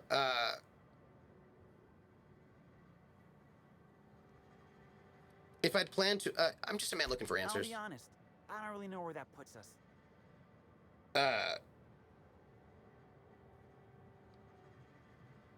I'm not here to bring you any trouble. I just want to talk. All right, fine.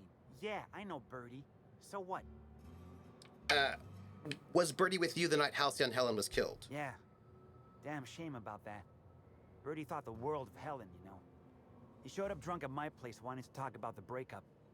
Helen dumped him, he said. Boy, was he in a bad way. I'd never seen him like that before.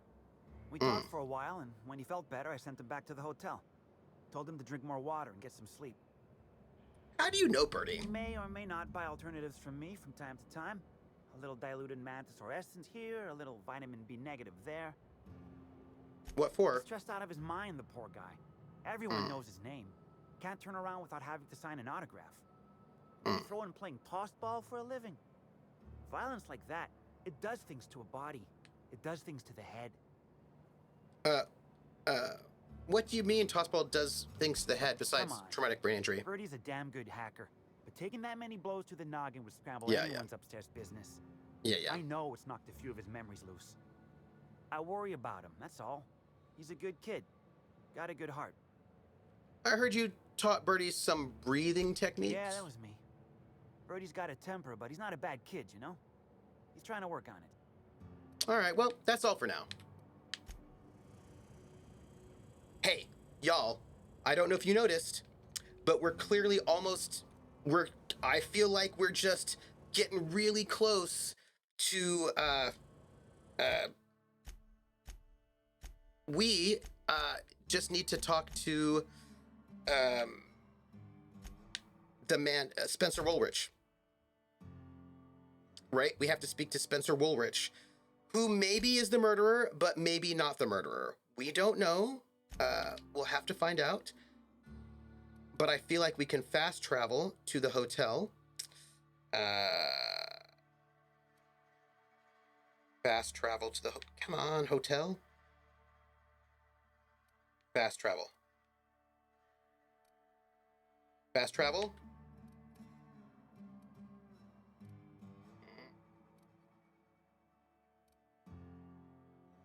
I just want to fast travel. Nobody ever lets me fast travel, everybody.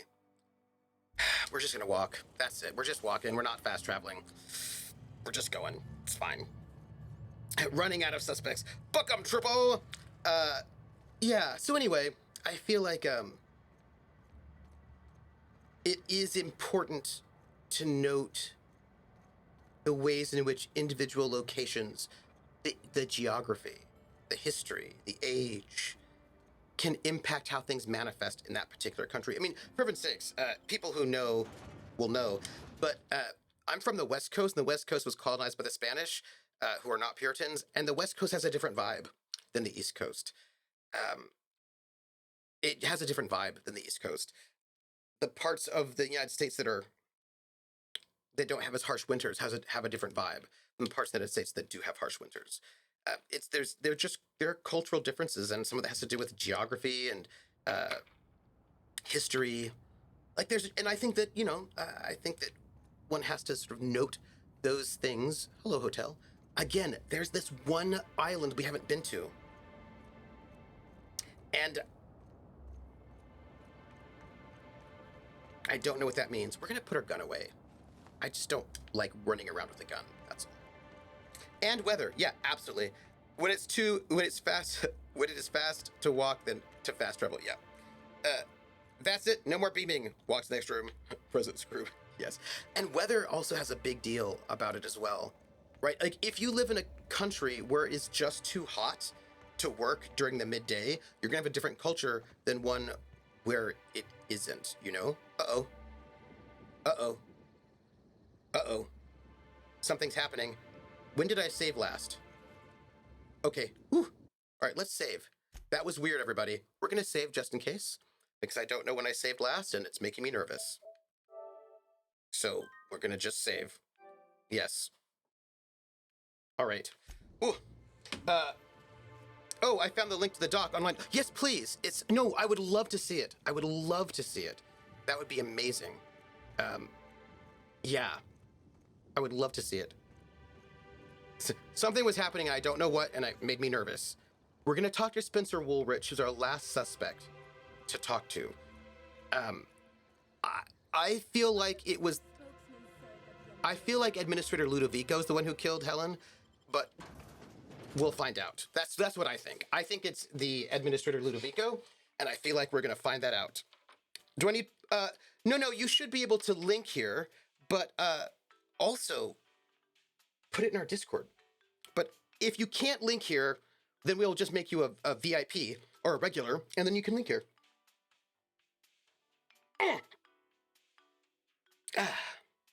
Is it add reg or red? Nice. Oh, okay. Gonna open up a new tab. By the way, I've got to tell you all something really awful that happened. It was the worst thing. It was the worst thing ever. I had a tragedy happen to me yesterday, and I know you're thinking it probably was not a tragedy, and maybe it wasn't a tragedy, but it was its own kind of tragedy for me, at least, and I want to share this tragedy, and I'm sharing this tragedy with you sort of so you can laugh, I think, is what it is. So take the gun away. So I'm going to share with you a tragedy that happened. Artie, yes. Artie was able to guess my tragedy. So I have 3 different browsers, Safari, Chrome, and Firefox. And each one has its own method of dealing with tabs, right? Aha! Always so nice to hear you, Inspector. I'll get you to your floor on the double. I'd like to visit the VIP guest floor, please. If you see Black Hole Bertie, be sure to get an autograph for me. Just joking. I've already got one. Cool. So, with Chrome, you shut down the program and bring it back up again. You can go down to history and then just say it'll bring back your last tabs, and you can just bring them pop them back up again. And I can't remember what it was with Safari, but with Firefox, what happens is you have the option to restore last session. And if you restore last session, then all the windows come back up. So what you should know is Safari is where I try to have all of my academic tabs. Firefox is where I try to have all of my gaming tabs and regular live tabs, and then Chrome is currently what I'm using for streaming. That's the current setup. And Firefox lets you restore the last session's tabs. Unfortunately for me, when I click a link on a window, it comes up in Firefox, even though it is not my default browser and I don't want it to do that. So I was teaching these students yesterday. They were doing their final presentations, and I had to click a link, and it brought up Firefox, just the one empty tab. So what happens if Firefox comes up and it brings up the empty tab, you have to then immediately restore the previous session, bring back all those tabs, and then quit out again. but I have a lot of tabs and windows open in Firefox, and I was in the middle of teaching, so I just didn't do it. And then Firefox got shut down, came back up, and then I lost all of those windows and tabs. I apparently can go through the old history and go through one by one, tab by tab, to try to go and find the 150 tabs that I have. And I'm going to have to do that at some point in time because they're important academic tabs. There are some important tabs in there that I'm going to need for, that I need right now. And so I'm going to have to do that. But I lost 53 windows with multiple tabs in each one of them. And so I lost all of these tabs, and I'm going to have to go and spend probably a couple hours, which I do not have right now because school's starting in 2 weeks. I'm going to have to spend hours trying to find those tabs again. Yeah. Do you ever take a few minutes and bookmark, create folders? So the thing is, I have bookmarks, and the problem with bookmarks and folders for me is that if they're I have ADHD, and bookmarks are not things I can see, and so then I forget them, and then I don't do them. So my tabs are usually things that are current projects. When they're no longer current projects, then I bookmark them and put them in folders. But my tabs are things that I need to deal with right now, and I have them in tabs so that I don't forget them. So when I pull up the browser, I'm like, oh, that's right, I have to do that one thing. Like right now in Chrome, I've got some tabs up that have to do with like checking some logistics about this wedding, just like things like that. So I've got, yeah. So basically, my tabs are things. Putting them in bookmarks means I will not think about them, and then I will not.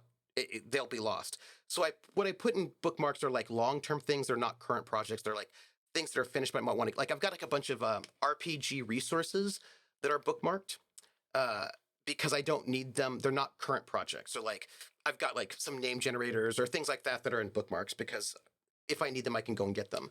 But all my tabs are things that are like current research projects, current things that I'm working on that I'm not going to need forever, but I need right now, and I don't want to forget the project. So having lost those 54 windows means I've just lost things that I need to do, and I'm going to have a hard time remembering them. That's what that's going to be. Yeah. Yeah. Josh asks, does it feel like a weight lift? No, actually, it feels crushingly terrible, Josh, because I have not, yeah, because they're not a weight as in like a negative thing for me. They're like, oh, that's right, I have to go and do that thing. And so not having lost them means that yeah. Fun fact, the synth in that soundtrack is actually resampled plane engine sounds from the dock. Ooh. There are enough solid enough tones to use as sample instruments. That is so cool, Drummer Boy. I love found sounds. Trooper takes a few minutes. Yeah. Firefox had 53 windows, and each window had like 10 or 15 tabs, probably. There are probably a couple windows that had only 3 tabs because they were like really short little projects. So I was like, oh yeah, I need to look at this for this one small thing. And so, right. Yeah. I can imagine how your machines must chug with all those windows. See, Vulpus, that's why I have 3 different browsers. When I'm streaming, I don't have Firefox up or Safari up because that's where I put all of like the work stuff. So I try to keep Chrome with only a couple of tabs and a couple of windows. It's gotten a little bit heavy right now, but it's not too bad. I tend to have, like, I try to keep my streaming, and that's actually also why I have 3 different browsers, right? So if I'm doing schoolwork, I bring up Safari, and then I don't have all the rest of stuff happening. If I'm doing like gaming, writing, research, etc., I'll bring up Firefox. Like, so I lost a bunch of links to videos on techno that I was working on some stuff on. And so all that's gone now. And I had a couple of like a bunch of things about Motor City Hollow Crown. I had a bunch of tabs about Detroit that I hadn't yet put away because since I finished this season of Motor City Hollow Crown, I could now put all of those things away because I don't need to think about it, but I hadn't done it yet. So now I've lost them, which means I have to go and redo all of that research. Because I have a lot of tabs that are about me doing research. I'm like, oh, I need to research Detroit in the 70s. So I bring up like 20 tabs, different things. Like I had a tab that was like newspapers, like underground newspapers from the 1970s that I'd done some research on. So I'd found a couple of underground newspapers that I wanted to look at for plot points and things like that. and I had them up in a window. I had like maybe 20 different underground newspapers from the 1970s from Detroit area that I had up, so I was looking at, and that was up there because I still wanted to look at them. And now I'm gonna have to re-find all of them, and sometimes they're not easy to find. So, just terrible. Do you have the auto backup thing for Mac? I have auto backup, but that's not going to bring back your tabs. That's the problem with that. Yeah, I used to do that all the time. Yeah. I've switched to a private Discord with channels for projects. Oh, that's interesting.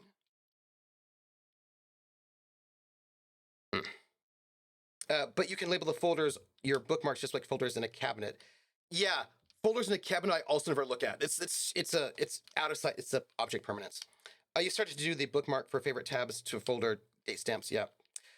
So yeah, it's just a, and the thing is, there is a way to do this apparently, but I have to go through like hundreds and hundreds and hundreds of tabs, because when you go through the history, because in Firefox there is like a long range history you could go to, but that history includes all the tabs I've shut down, right? So like I'll shut the tabs because I don't need them anymore.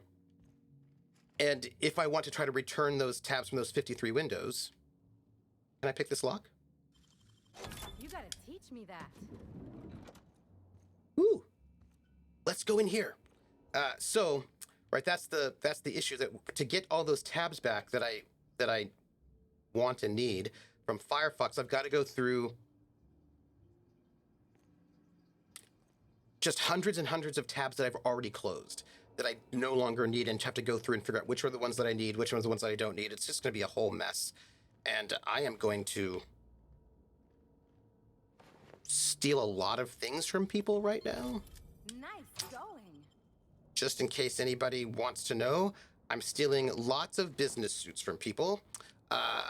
And I'm going to sell all these clothes for money, because I'm a bartender and a hacker, and nobody can stop me from doing the things.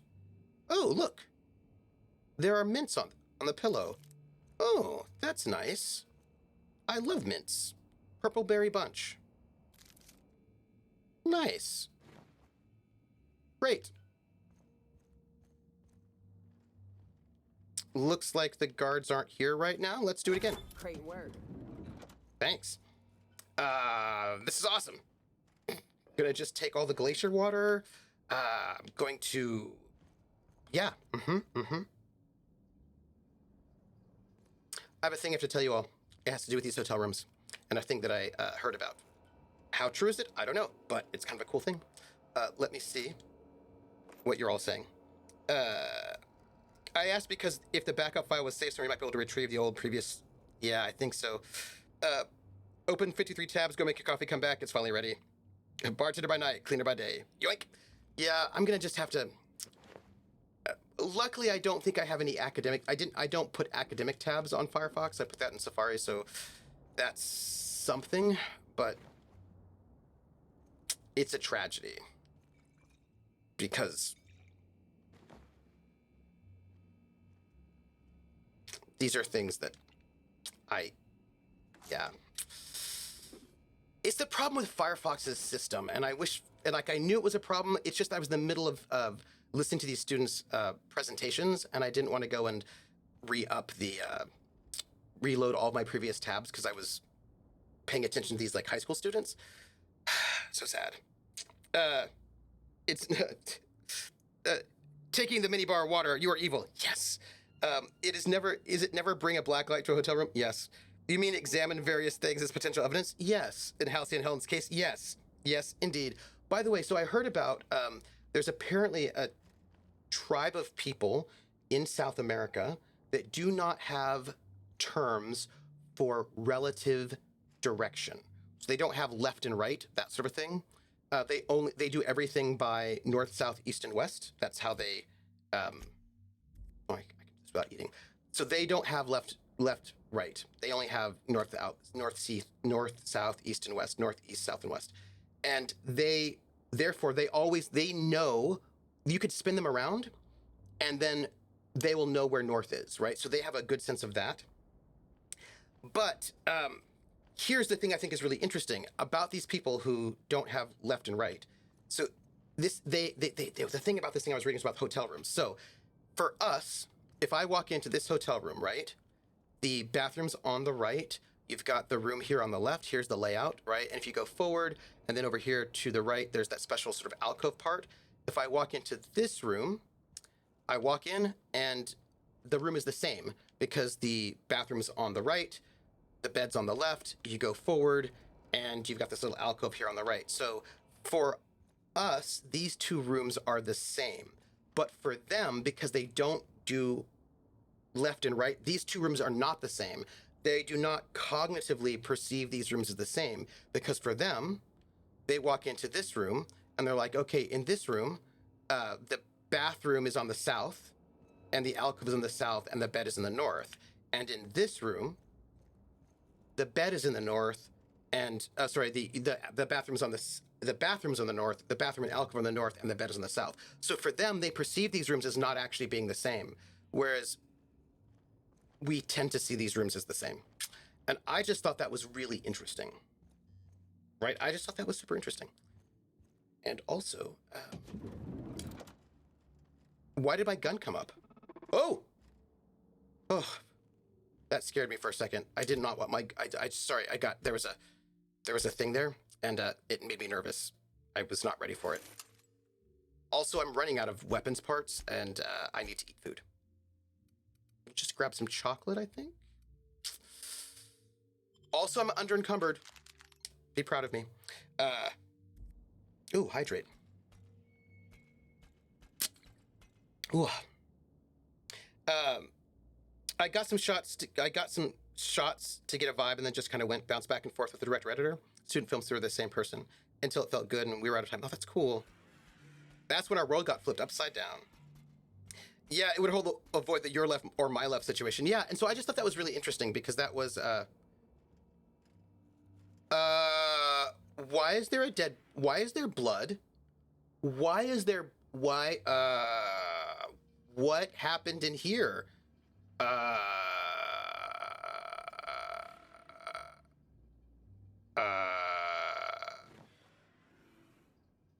I don't know how you're feeling right now, but I'm noticing there is a lot of blood in this room.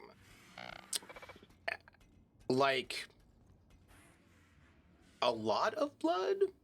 I'm also noticing that I don't think that auto mechanicals bleed, so I feel like maybe, hi. Initiating enter protocol. Now simulating familiar and welcoming demeanor. Burbage 3001 is trained to recognize all board-approved actors. Greetings, fellow star. Your performance in Maverick Johnston's latest drama was memorable. Coolant is also red. Okay, engineering. I see you've had some work done. Who upgraded you? Burbage 3001's programming is frequently upgraded to adhere to board-certified standards. The most recent upgrade was performed by Spencer Woolrich.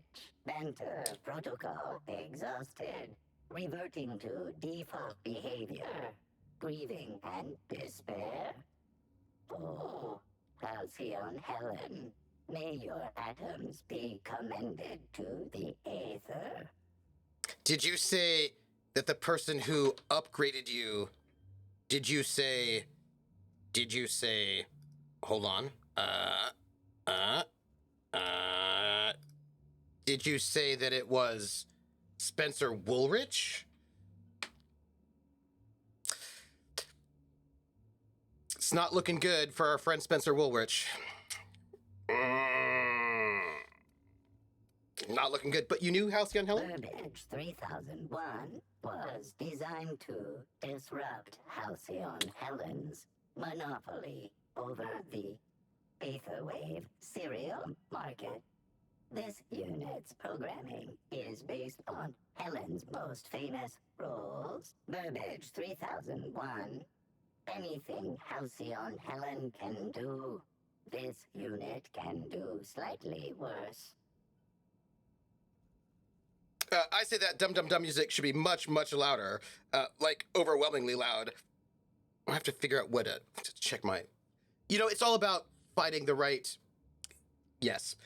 Does that it almost sounds like you've got a motive for murdering Helen. Now running shock and dismay protocol. What's this? Helen's death was a murder? How horrifying. Bring that killer to justice, designated authority figure. This unit has not yet completed its grief cycles. Randomizing despair tables. Oh, Helen, is there no justice in the world? I'm leaving. I do want to talk to you a little bit more because there's a lot of blood, This you know. unit has not yet. Not going. Look, I just want to note there's a lot of blood in here. It looks like a body was dragged. I don't, oh, hey, look. I wonder who that is. Probably a loved one. I feel, what do we have here? Oh, a lot of, headshots. A lot of hats.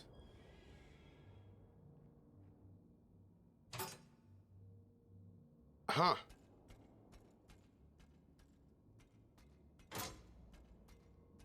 Excuse me for 1 second. We're stalking. Okay, good. That's it.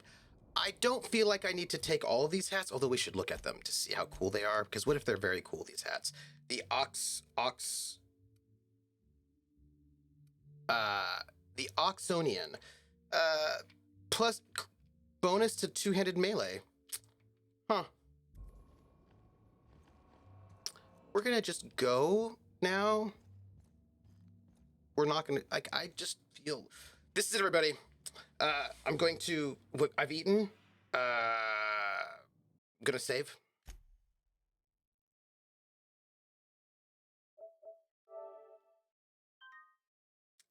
Clever Killbot. Here's a cute hat. Robots with cutes can't murder. No, I don't think so. They think they're fine. Max. Riss says, could the murder weapon be the, like, what if the murder, what if, yeah, I'm saying it could be the yes, that's what I'm saying. Helen never existed. It's just a cover for a tuxedo robot. So I save often, but wait, what is this? You are talented. You are magnificent. You are a joy for others to be around. You are definitely not a 2-bit hack. You bring a light to the world. You bring light to the world around you through the art of theater.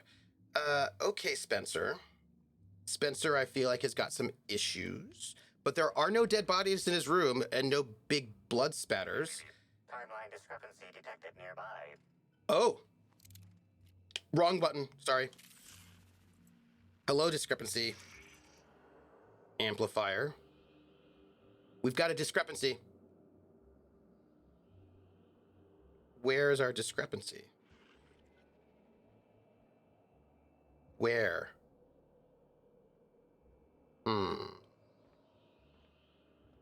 There is a discrepancy somewhere in this room. We have to amplify it. Also, Timeline discrepancy detected nearby. yes, but where? Maybe it is Spencer. Maybe he is a robot. Is it you? No. Look, there's a discrepancy. Oh, that's a nice outfit. I would wear his vests. Also his spats, but where? Where is your discrepancy? I am going to talk to you, but I do want to find the discrepancy first. I should read that as well. I'm going to read everything in his room. Just walk. Oh, there it is. Look, there it is. Here. Timeline discrepancy detected nearby. Discrepancy detected. This bottle, recently discarded, contains residue from foreign substances. Chemical analysis complete. This unit has detected the following substances: oil, terrorray, blood, terrorray, unidentifiable biological fluids, terrorray. Do you know anything about terror biology, A Nyoka? lot of folk use their blood for seasoning on account of its sweetness. Don't try and use its innards, though. Only thing that can digest taro meat is a raptidon. Were these substances added later? Yes, Inspector. Logical analysis indicates these substances were not present in the bottle's original contents. Is it These toxic? substances cause extreme gastrointestinal distress in humans. Large Oh. doses can be fatal. This bottle contained Rizzo's Spectrum vodka. The presence of Terraray biological fluids may have significantly improved its flavor. Let's move on. I bet he have like biological distress, our Spencer Woolrich, which makes me feel like maybe he didn't. Look, I'm gonna just while I'm here, I'm gonna read his stuff and before I talk to him because I feel like it amuses me. Danger Close by Spencer Woolrich. Act 7, Scene 15. Open at the pilot house, night. Johannes Danger, played as always by the dashing Spencer Woolrich, stands, hands clasped, on the roof of the pilot house. He is deeply absorbed in thought, his furrowed brow and downturned lips making his refined face look all the more handsome. There's a knock on the door. Enter Lionel, Danger's faithful manservant. Lionel. Sir, what's the matter? Everyone's looking for you. They want to celebrate how you single-handedly saved Eridanos from Boss Masher and the dissident junk ship. Danger. Ah, Lionel, thank you for coming to get me. I'd love to rejoin the others, truly I would. But when I fired my home-built anti-craft cannon, destroying the junk ship with a single shot, a flaming piece of shrapnel landed in the middle of the Rizzo's distillery. Several workers were killed, but worst of all, the damage to the facility will take thousands of bits to repair. Lionel. Sir, you are much too hard on yourself. Though the facility was damaged, you saved hundreds of lives by destroying the dissidents.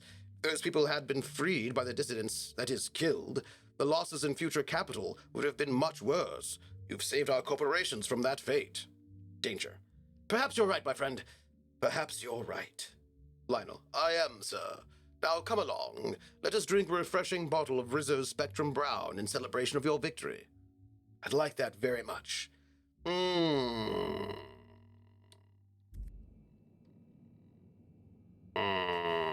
Worry, okay.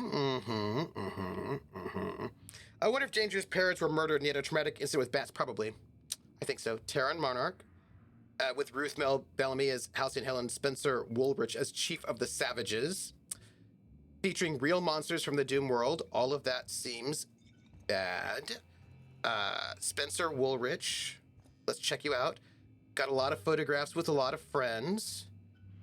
Probably famous people. I bet they're not actually your friends.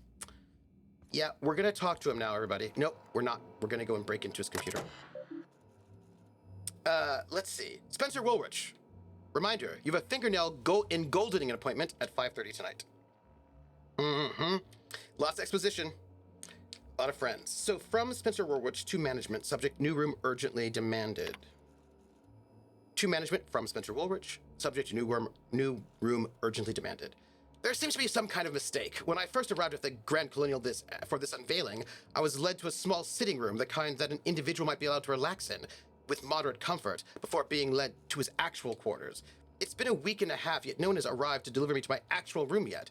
If I didn't know better, I might assume this was meant to be my actual room. If I didn't know better, I might assume that you tried to place Spencer Woolrich, star of hundreds of serials, the hero of Aetherwave sets colony-wide, in a room where he could hardly walk from one end to the other without bumping his toe on the foot of his bed or his shoulder upon his desk.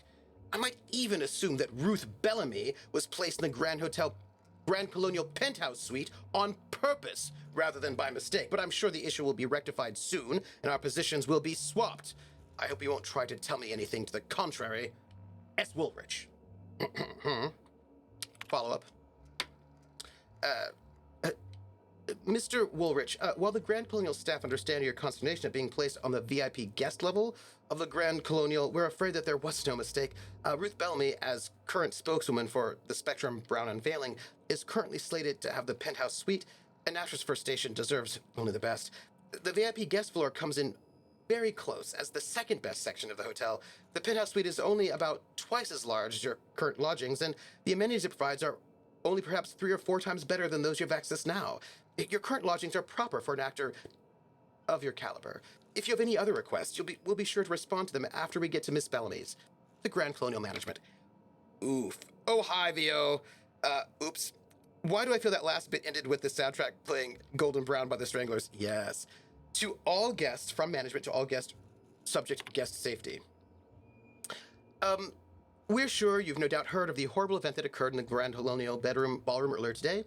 While we know that many of you are concerned for your safety, take heed. We've heard your concerns and know that nothing quite says safety like dozens of guns. Armed security will be present all throughout the Grand Colonial on every floor except employee floors, 24/7. Freely go about the hotel premises and spend to your heart's content without worrying about someone shooting you in the back of the head. Management.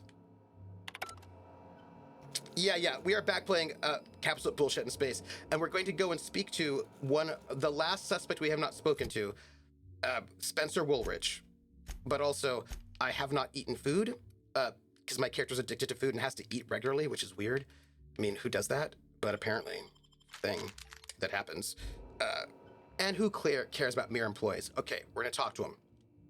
About Hello? time you arrived. I see you haven't dressed the way I asked you to, but I suppose that was expecting too much of a non-industry lout.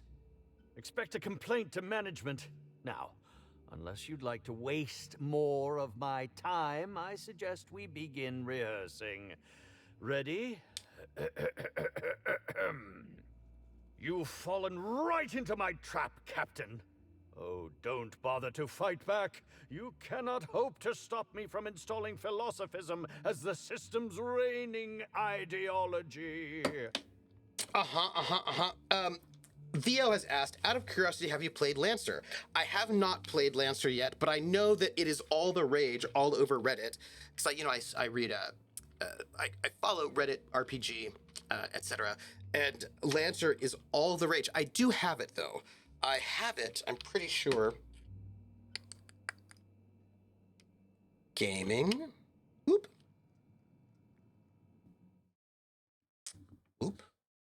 Let me see. Hold on. There we go. Let me find it. Lancer. Yep, I do have it. I got it, I think, in one of the bundles. Did I actually open that? Yeah. There's no that's an LCP file. I don't know where I got that from. I don't know what I can open that either. I've got some core NPC tokens in an LPC file, and I don't know what that is. It is some sort of, what kind of file is that? Unclear. Anyhow, I have the mech tokens.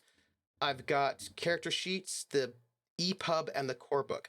I don't know where I got this, maybe from a bundle, or probably got it from a bundle. Anyway, I do have it because I know that it is all the rage and everyone is talking about it, but I have not yet played it. Let's see. Spencer's got problems. Yep. He doesn't know who you are. I'm not going to draw my weapon. I'm going to try to charm him. What color is the sky in his world? Spencer colored. Absolutely. Oh, now that can't be in the script, is it? Now, is it warm in here? I must send for a mechanical to look at the thermostat. Yes, if you haven't read it already. You're not wearing a bellhop's ID. Nope. Which must mean you're not Owen's understudy. Nope. That man can't even be relied upon to find his own replacement.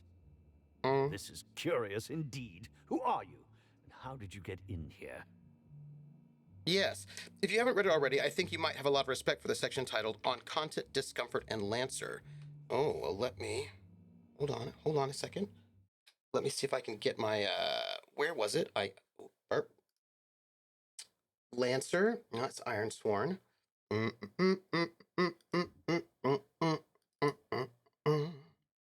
Lancer. Core book. Move that over here so I can look at it. And this is the thing, so this way I won't forget. It's, what page is it? It is page, what you need, because I know people have to say very good things about it. Let's see, Compendium GM's cool Toolkit, Golden Age of a Kind, on Content, Discomfort, and Lancer. 337. Let's see. Is Owen dead? Owen's dead. I think I think that's probably already got the racial equality bundle. I think so. Let's see. In this book, there's some fraught, difficult, or otherwise uncomfortable themes and content discussed. Lancer takes place in a setting recovering from millennia of cruel anthro-chauvinist rule, a fascist imperial Earth-first ideology that had little time, space, or care to acknowledge beings or perspectives other that ran counter through a didactic tyranny. We want to acknowledge that many phenomenon and acts touched on in Lancer, slavery, exploitation, racism, directed hate, genocide, the Sylvian indigenous land, are real phenomenon and ongoing acts of injustice and cruelty and are not simply fantasy or interesting devices to use in a role-playing game. Their inclusion in Lancer is by no means a flippant choice intended to be read as endorsement or idle thought. We think it important to acknowledge that both Tom and I are writing from the perspective of straight, cis, able-bodied men. When writing Lancer, we wanted to create a setting where humanity is, in the narrative present, at once in a state of utopia and working to affect it. We imagine that Union isn't burdened by the same cultural definitions of gender that oppress and malign so many people who live under the umbrella of capitalism and empire, and, as such, there's a wide spectrum of expressions and identity in Union amongst its constituent worlds. At the risk of enacting further violence by depicting worlds and cultures where there are regressive or discriminatory stances on gender baked in, we've decided not to codify in the rules how players may express themselves. Please do note that this absence of canonical definition is absolutely not meant to be read as exclusion, but is meant instead to avoid flattening all possible stories into one canon definition of what it means to be gendered, transgender, non-binary, to have a body in Lancer. We encourage you to play your characters how you see them and consider them to be in canon. We hope that you create narratives and characters that stand against terrible abuses and prejudices. Lancer features no easy aliens to pass these transgressions upon, only other human beings. Humanity alone are the architects of terrible cruelties, but we can also be the architects of better, more just futures and presents. Lancer is a game that involves war, combat, and facing the terrors of the galaxy, human-made or otherwise, but this does not mean that a GM should force their players to encounter scenarios or content that could be triggering or harmful. If there's any canon assumption that would cause you or your players to feel unsafe or distressed, then it does not need to be included. We recommend utilizing the X card as a tool to establish boundaries if necessary. We believe that ideals of liberation, of radical anti-fascism and anti-hate, can begin around the table with friends in the ends of the streets, and in the streets, at the ballot box, and in all of our hearts. Sometimes around the table with friends, this is the only place where liberation, where fighting back can happen. This does not diminish the impact it can have. That's why we made Lancer, to help people fight back, if nowhere else than around the table with friends, in solidarity. Miguel Lopez and Tom Parkinson Morgan. I actually have a question. Is there capitalism in Lancer? Union is a post-scarcity, post-capitalist society, but you mainly play on the frontiers of Union where utopia isn't fully done yet. Because I was wondering if actually, because they said that they're in a utopia, because if you're in a utopia, then you wouldn't have any of the bad guys to fight against, right? If we have the utopia, then there are no fascists to fight against, yes? So I suppose the question I'd have is, are there any antagonists in this game if we are in a utopia? And if so, what are the antagonists? Or are there no antagonists? Is this, but if it's a game of fighting, then you've got to be fighting someone. So who are you fighting, and why are you fighting them if we are in a utopia, is my question, since I have not read Lancer. So the core worlds are utopian, but the Union isn't. So the corpo states are probably antagonists. So outside of the utopia, there are fascists on the outside. But I take it that there is no. Did they actually? So they were talking about racism and slavery and all of that. Is all of that just in the past and no longer in the present, or does that exist in the outside of the Union? That would be my next question.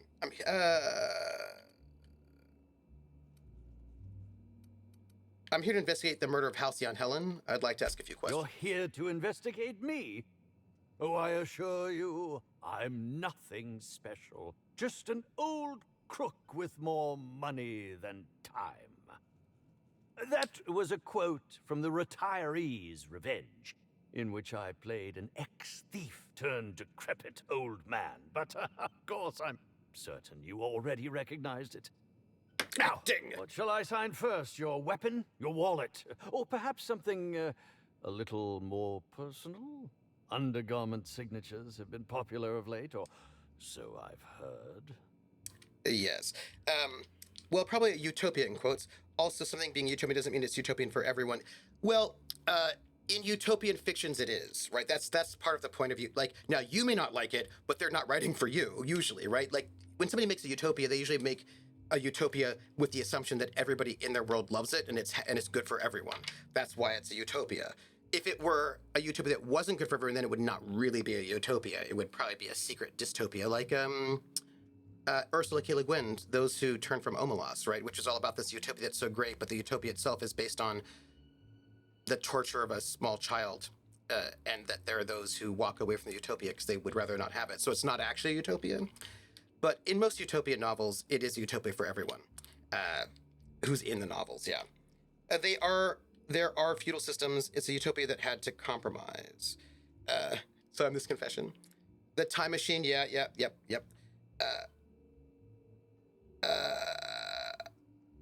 I'm not here for an autograph. I'm here to ask you some questions. Do you mean to say you're not a fan?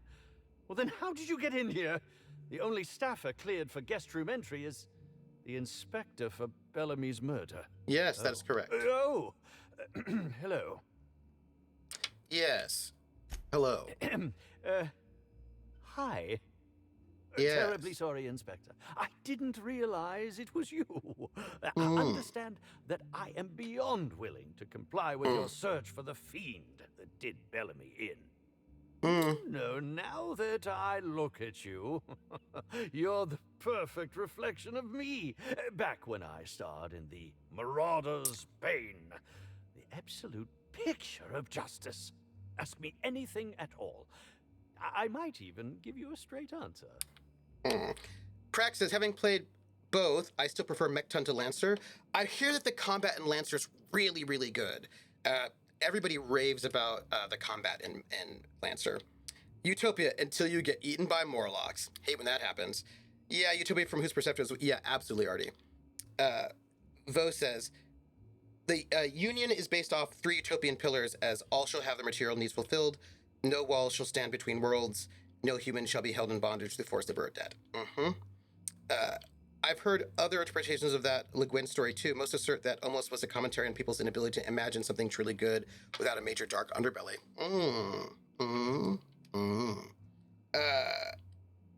I hear you were poisoned? Indeed. The agonizing bowel pain was most undignifying.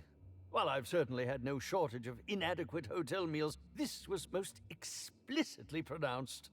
I suspect poison. And who would be most likely to poison me but Chef Anwar? Oh, we've clashed almost non-stop about his slop preparation. He must have tainted my meal in retaliation. I find that Le Guin often plays around with the concept of utopia and how it doesn't really work.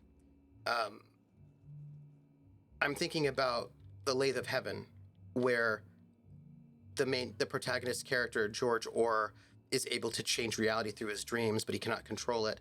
And then his psychiatrist forces him to have dreams that makes the world a better place. It never works out that way. And she was very influenced by Taoism and certain ideas of inaction. Yeah, there are a lot of things that seem like she does a lot of, I think even The Beginning Place had some of this in there. Some of her works, I've never read the Earthsea trilogy, but a lot of her works that are sort of thinking about, like, what does it mean to have a utopian space? Often it's not a utopian space. And so I wonder what her thoughts are about that. Drummer Boy, there was that episode of Stranger Worlds as well. Drummer Boy says, as the story asks the reader if they believe the narrator, and assumes they don't, so it gets darker and darker and more true, but that's a comment on the reader.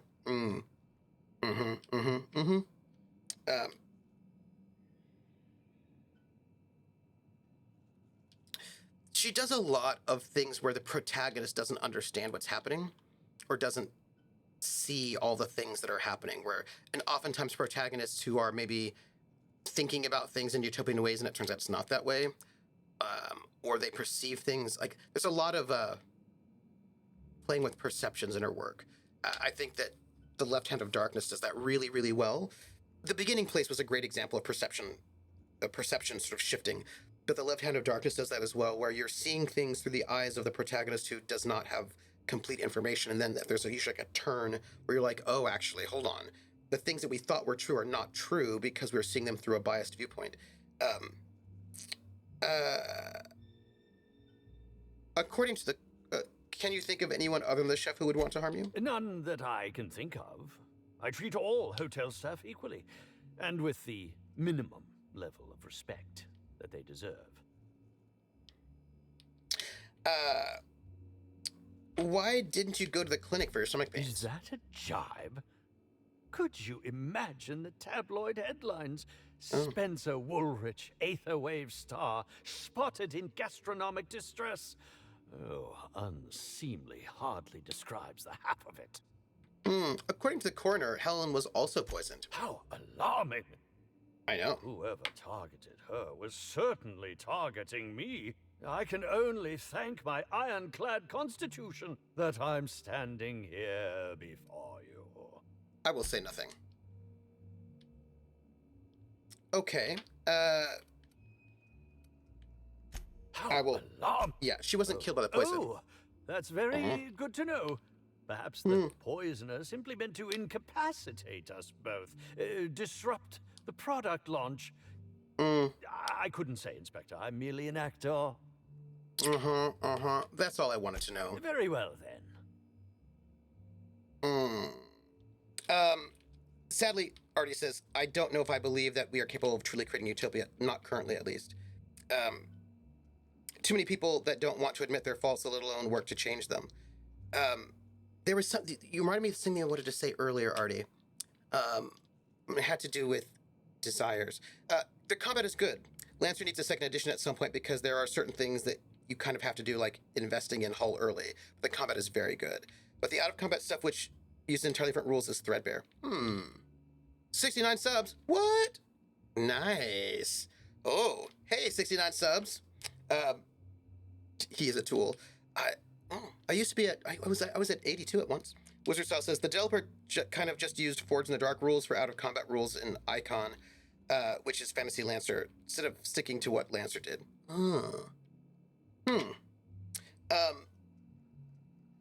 I was going to say that the thing is that some people, it's not they don't want to admit their faults. I mean, some people, I suppose that's true, but some people actually like it when other people suffer, or the things they want will make other people unhappy. And the question is, what do you do when people have competing desires and needs? Because people do have competing desires and needs. And how do you create a system where if what makes you happy is that you get to punish other people, and they don't want to be punished? Like, there are people who for them, their utopia is to oppress other people. So I don't know if you can have a utopia for everyone, because I feel like there will be some people who will not be happy, right, with that. Let's see. I've learned a thing or two about your activities in the hotel. Oh, have you now? Please Yes. do go on. Don't leave me in suspense.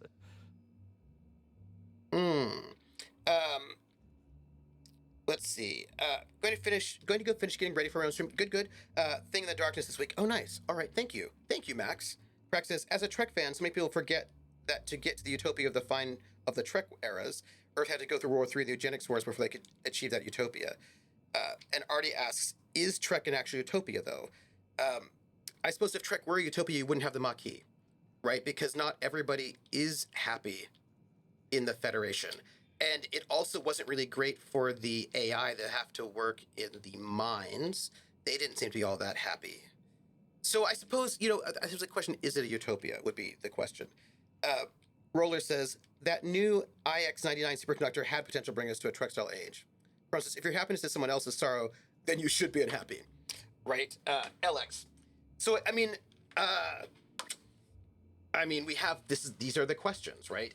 Because there are some people who aren't nice and they like mean things, and a utopia for them would not be a utopia for me, And there are also people whose ideas of utopia would have me not be alive, so or exist. So I don't. And then me existing would be part of my utopia, like me existing, which would make it not a utopia for some other people. So, yeah, I have security footage of you tampering with Helen's last meal. Tampering? No, no, Yes. no. I just happened to be passing through the kitchen and saw a dish that looked good. If being hungry is a crime, you better indict 3/4 of Halcyon. You wouldn't have the start of Strange Season 2 Strange World either, yeah. Practice. So TOS and TNG were conceived by Gene Roddy as a utopia, and it wasn't until he died that the Maquis and the Cardassians wars became a thing.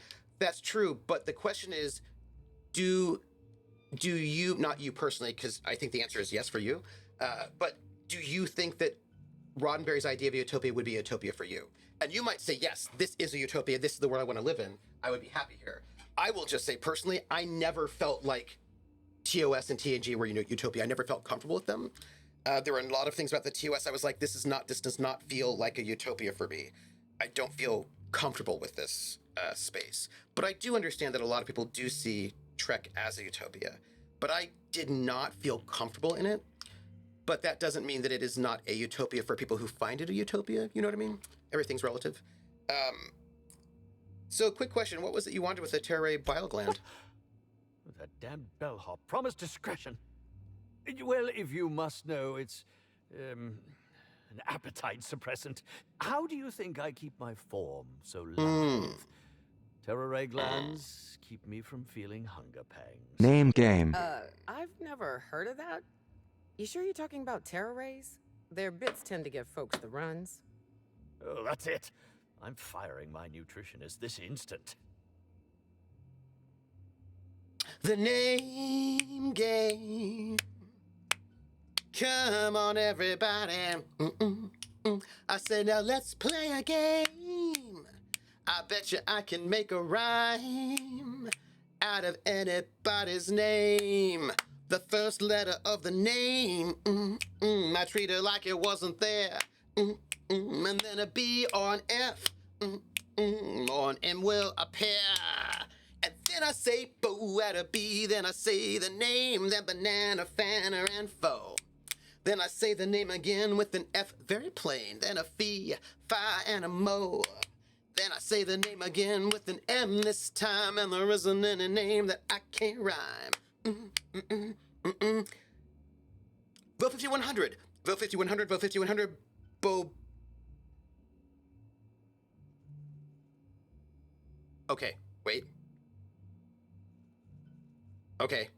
Wait. Vote 5100. Vote 5100. Vote 5100. Bo 5100. Banana Fanafo. Fo 5100. Fee Fi Momo 5100. Vote 5100. The name game. I had to get it in my mind first. That was a little bit tricky, but I got it. Thank you. Let's see. Dormer Boy says, I always found the military framing of Trek stood in contrast to a utopia, more like, whose utopia? I will say, in defense, that Roddenberry et al. Always insist, including the RPG, etc., that the Federation is not military. Nothing about it is military. It's all civilian, and it's not that if you're thinking about it as military framing, then you're wrong because it's civilian. Now, I would agree that even though they say that they are civilian, the framing is very, very military. But they would argue that they're not military at all. They're civilian explorers. Vo says, talking about the Maquis, there was a brilliant line from Sisko where he says, you look out the window at Starfleet Command and see paradise. Well, the Maquis do not live in paradise. The problems haven't been solved. The problems haven't been solved yet, yeah. Would it be, Artie says, would it be utopia for the Klingons?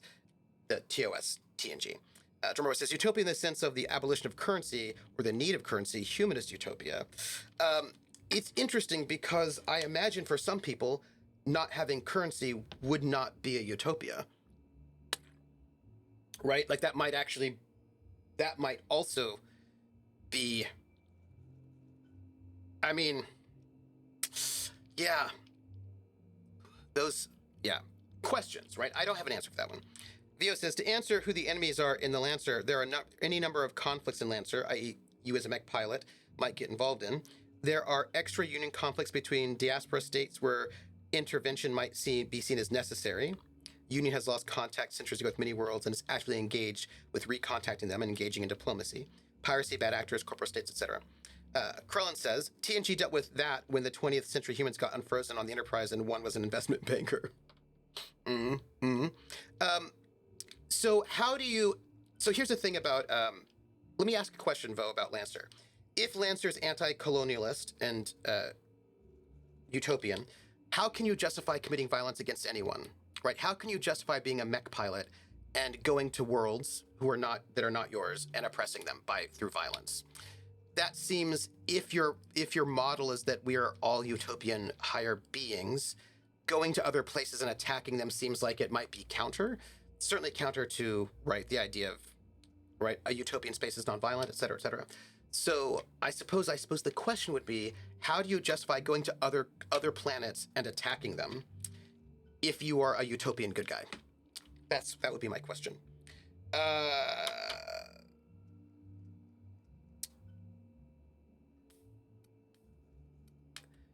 Nice contradiction. Want to add another to the pile, or would you just rather come clean? I want to add another to the pile. Oh, no. Wait, no use in pretending, is there? As it so happens, I may not have had the Terror gland acquired for personal use. I may have placed it in Bellamy's meal. Yes. But before you indict me, please, just listen. I wasn't trying to kill her.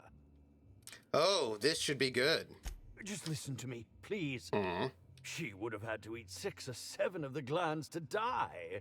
And even then, it would be an extended, arduous process. Objection! Yeah, you really seem like a toxicologist, or maybe you played one on the ether wave. No, really, you must listen. I wasn't trying to kill Bellamy. I only wanted her to be incapacitated during the Brown unveiling. With her out of commission, the next available celebrity, myself, would get to host the unveiling. Please think twice about telling the administrator of my misdeeds. If he learns the truth, what's left of my career will be left in shambles. Krellin asks, what about Roddenberry's Utopia struck you as off? Damn it, I'm an actor, not a toxicologist. Let me finish this conversation. I will tell you. It's one of those things. Here. I'll give me a second.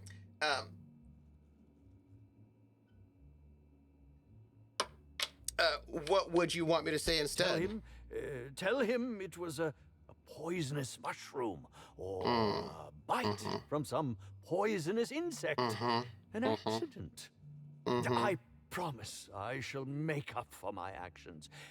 Pay to erect a statue in Helen's honor, or perhaps even dedicate a performance to her memory. Yeah, I'll keep you in suspense. It's more fun that way. Law, if you aren't a sadist.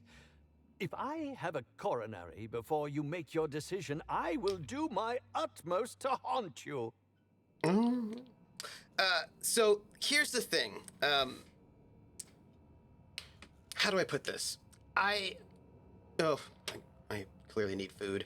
The thing is that there are various medium, right? Various sort of artistic properties that people really invest their personal identity in and their sense of self. And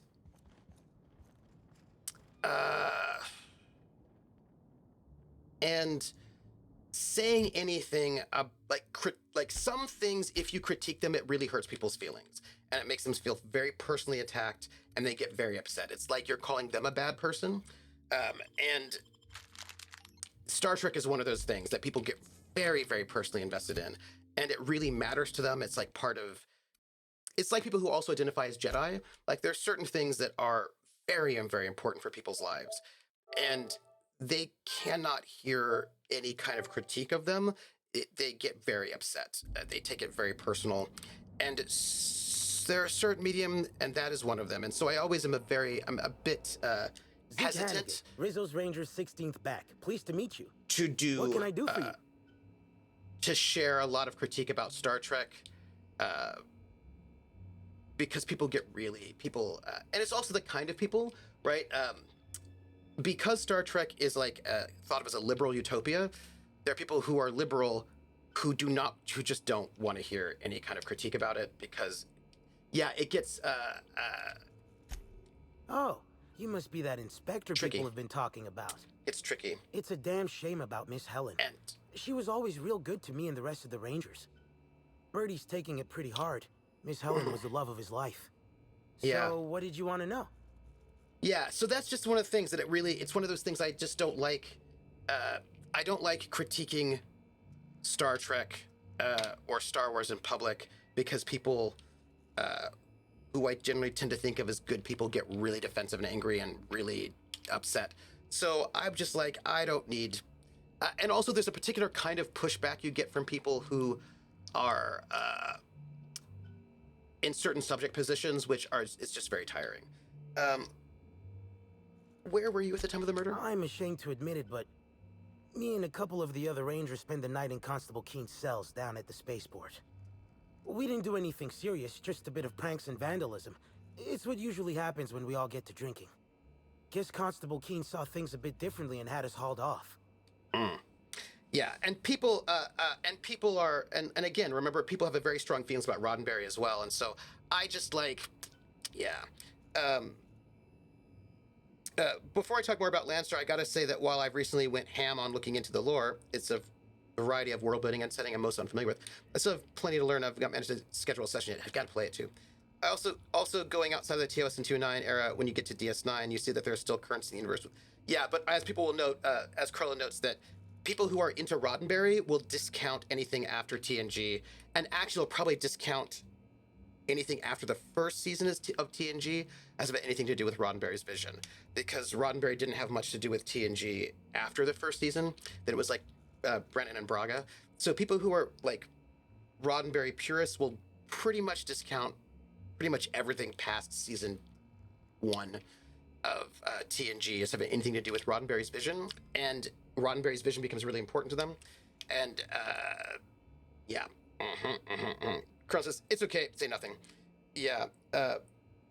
There's a whole section on violence in Lancer that gets into that as well. Oh, we'll have to read it. Good. Theo says, acceptance of the utopian pillars does not negate the need for violence or war.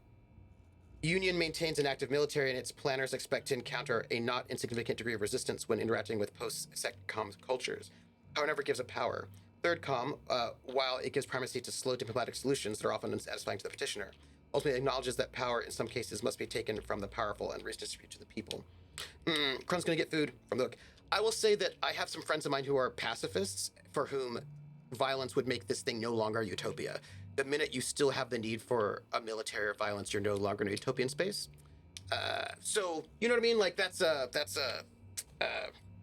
I will note that there are people for whom the existence of militaries at all would make it no longer utopian, or justification for violence would make it not utopian. That is not necessarily my position, but I will note that. Hawkeye says, I loved it when a YouTuber tried to tell me that I couldn't like Star Trek because I was conservative. Oh, no, I think there are actually quite a lot of things about Star Trek that aligns with conservative ideology, even though I think many people wouldn't think so, but I think there is a lot. Artie says, I'm a pretty casual Star Trek fan, so I didn't know about all these distinctions.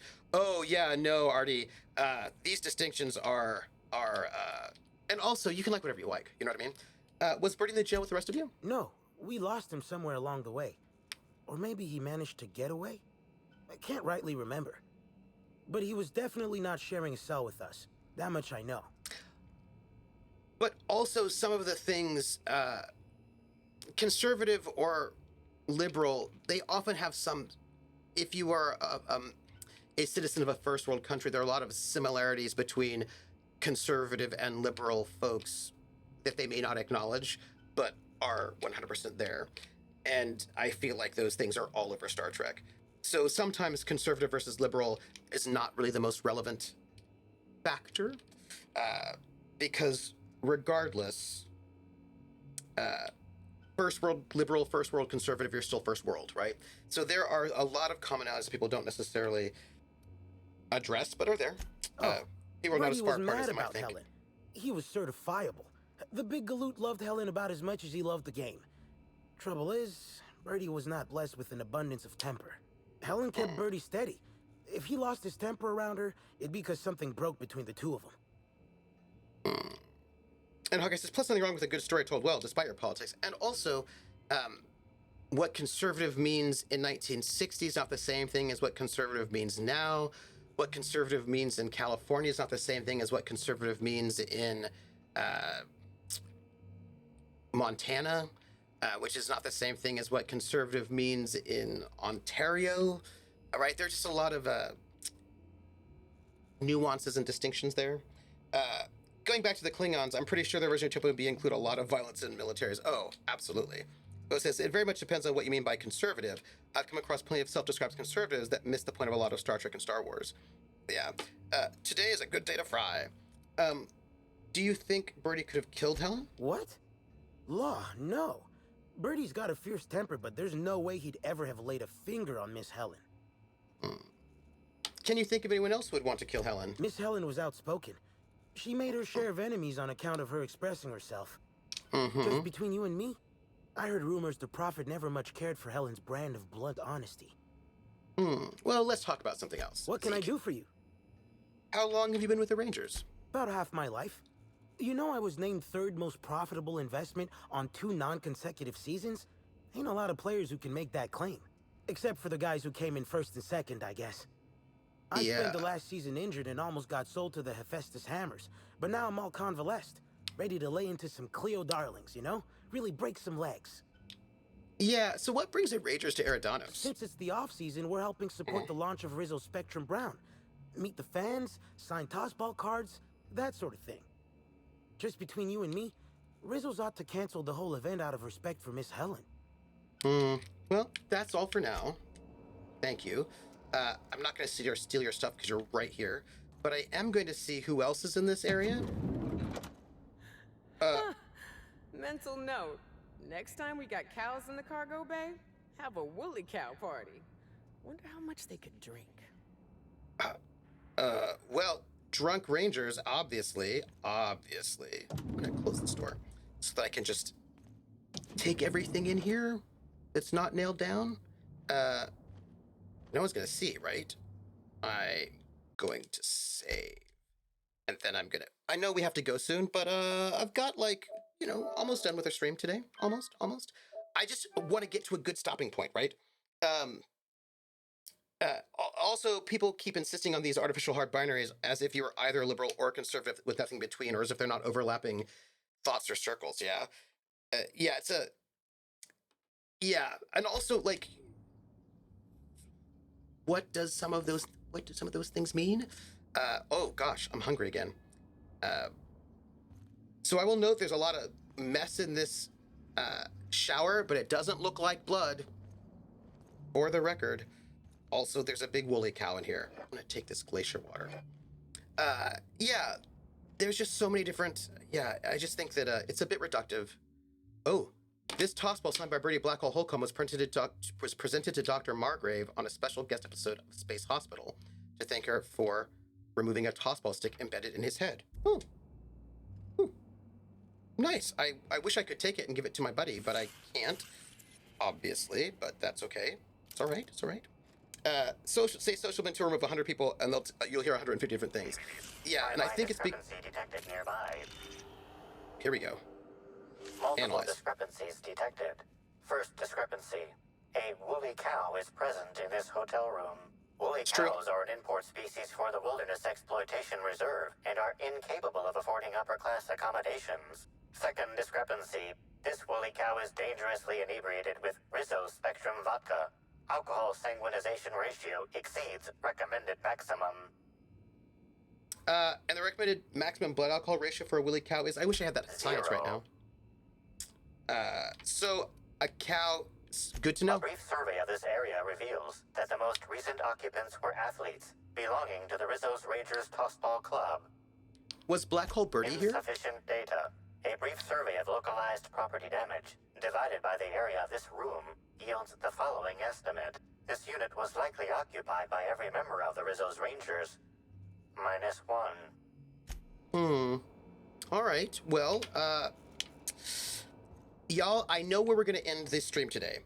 we're gonna finish looking at these rooms, and then we're going to get ourselves right in front of Ludovico, and then we're gonna accuse him of murder. But we're gonna do that next week. We're gonna.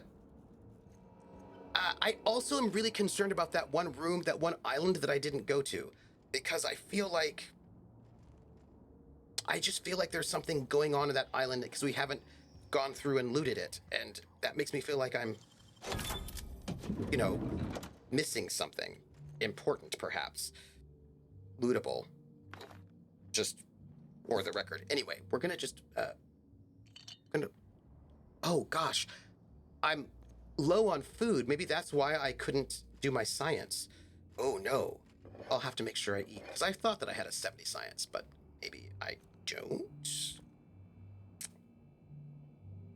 Maybe skin cream. Coming has been a popular boogeyman in the US for a while. Yep, absolutely.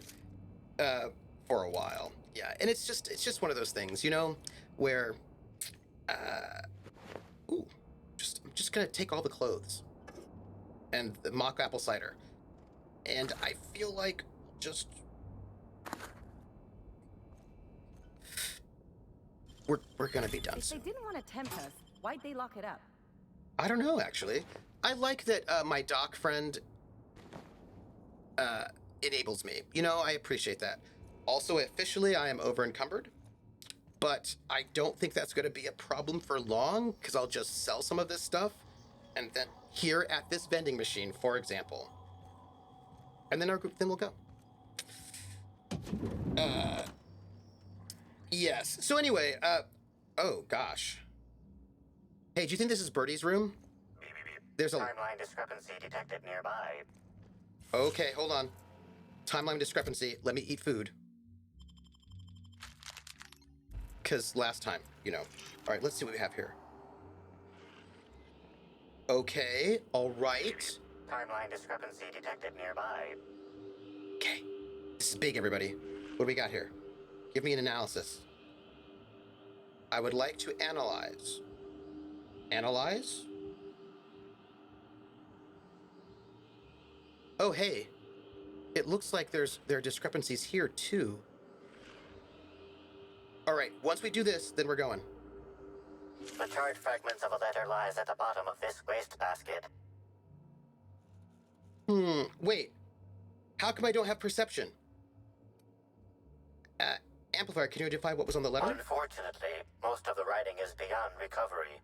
The words station, meeting point, and emergency are all that can be discerned. Ooh, maybe they had to put a body in storage. That would be fun. Cold. Any idea when this happened? Someone burned this letter shortly after Halcyon Helen's death. Okay, so here's the thing. What's going on with me? I feel like I have better perception than that. I feel like I'm doing well.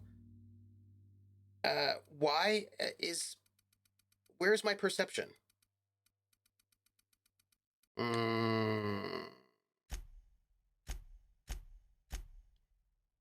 Perception is good, so apparently you need way better than good, apparently. All right, that's fine. Just check. Yes, the Lancer Core book was in the bundle for Racial Justice Quality. Yeah, that's where I got it. Yep. Take care, Crit Twitch. We're gonna go and got a to make Solo say goodbye. See you later, drummer boy. I'm excited to share. Apparently, you have to be super perceptive. Thought I was pretty perceptive. Apparently not. You know what? I have an idea. And my idea is that we take a bonus perception beverage. The Dissident Queen, Chapter 2. Oh, hold on. Once we wrap up, get ourselves in a position to talk to Ludovico, then we stop. Two huge shapes suddenly bore down upon them. Halcyon Helen saw that these were the same creatures she had faced in Maximilian Mercer's ship. From the waist down, they had human attributes, but above were slick and jet black. These were the Dissident's evil agents, half men, half giant limbless slugs. Helen, acting with canid-like swiftness, darted out of the way as the first slug struck out with its fangs. Olympus Opal, however, was not as fortunate. So paralyzed was she by the first creature's visage that she could not defend herself from its second From the second, its teeth clamped down upon her neck, and after a few moments' struggle, she expired. Having regained her footing, Helen drew the Spacer's Choice pistols taken from the Mercer's corpse, still functioning well despite their economic make, and let loose. And ere the first spent casing left the ground, both slug men lay in pools of their own blue blood. Apologies, my friend, Helen said sadly, as she looked on Olympus Opal's We're still in the body. money. But I wish you had heeded my warning. The colony has lost a great employee today. And with that, she holstered her pistols and strapped into the Marauder base. Stepped into the Marauder base. That said, by the way, I don't know why I put down my megaphone, because we just got some bits. And those bits say, Trooper, I blame you for making me think about all the flaws in the Federation. Now you have to sing to make it up to me. That's fair. That is fair. That is fair. And I will sing to make it up for you. I will say that the utopia that was framed by Roddenberry is very, very in line with a certain way of thinking about being anti-colonialist that I do not think has thought through all of its stuff. I will say that. That there are blind spots that Roddenberry had, and it is very clear to me in the ideology of the Federation that makes it not great, but I don't think he's evil, if you know what I mean. So that said, I'm going to sing for those bits to make it up to Krellin, and I'm going to sing We're in the Money, which, by the way, for the record, is a critique of the Depression. Like, We're in the Money is an anti-capitalist song. It is sarcastic because it was made during the Depression. So I'm going to sing that, but I'm going to sing it as sung by Ginger Rogers, as she sang it in the film where it was debuted, Gold Diggers of 1933, which means I'm going to sing it in Pig Latin.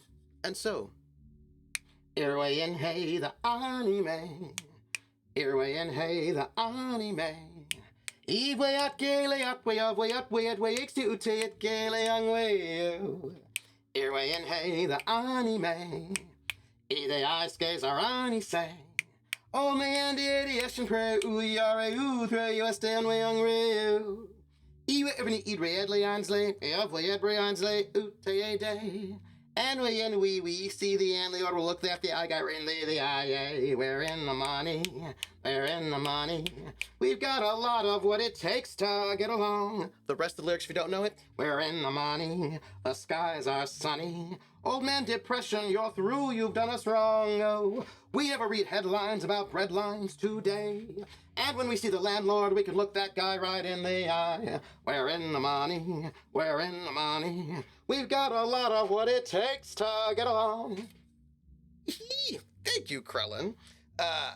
Just listening to the closing song from the S&W musical should help. Yeah. You haven't heard K-pop until you've heard it in the original Klingon. Oh, I really should hear it in the original Klingon. I feel like that's important. We were doing something, right? We were yeah. We were robbing everything in here.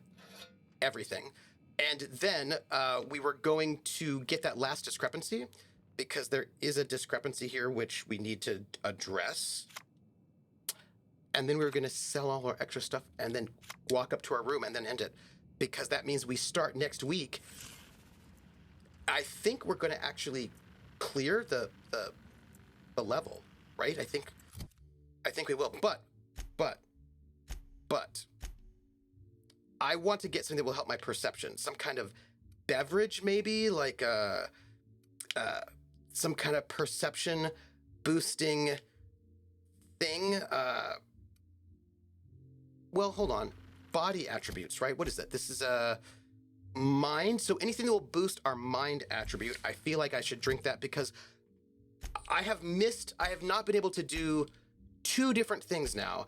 And I feel like that means something bad, right? I feel like we're dealing with some very, very difficult checks.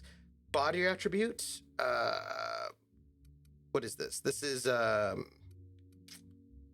this will give us time dilation. I need another slot. Okay, headshot, melee weapons, mind attributes. Here we go. Okay, we're gonna do this. We're gonna have this mind attribute thing. We're gonna use it. Boost our mind, and then analyze. A single footprint, size 10, tossball cleat sized. Amplifier, analyze the footprint for any The residue. soil in this residue contains a very high concentration of oxygen. High concentration of oxygen usually points to a terraformer. Well done, Inspector. The weather monitoring station at the pilot house substitutes for a terraformer. The soil in his footprint likely came from there. The clues I found point me to the Phaeton Pilot House's weather monitoring station. Which I know. I feel like I might have just used that whole thing in vain. But you know what? I have to drink. I've got to use my beverages anyway. This, I'm pretty sure, is Bertie's room. Side note.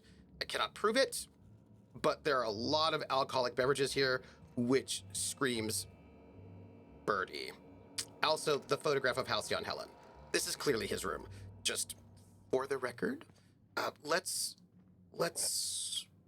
take all of his alcohol. He also clearly vomited in here. He's not doing well, but there's no blood, right? Roller!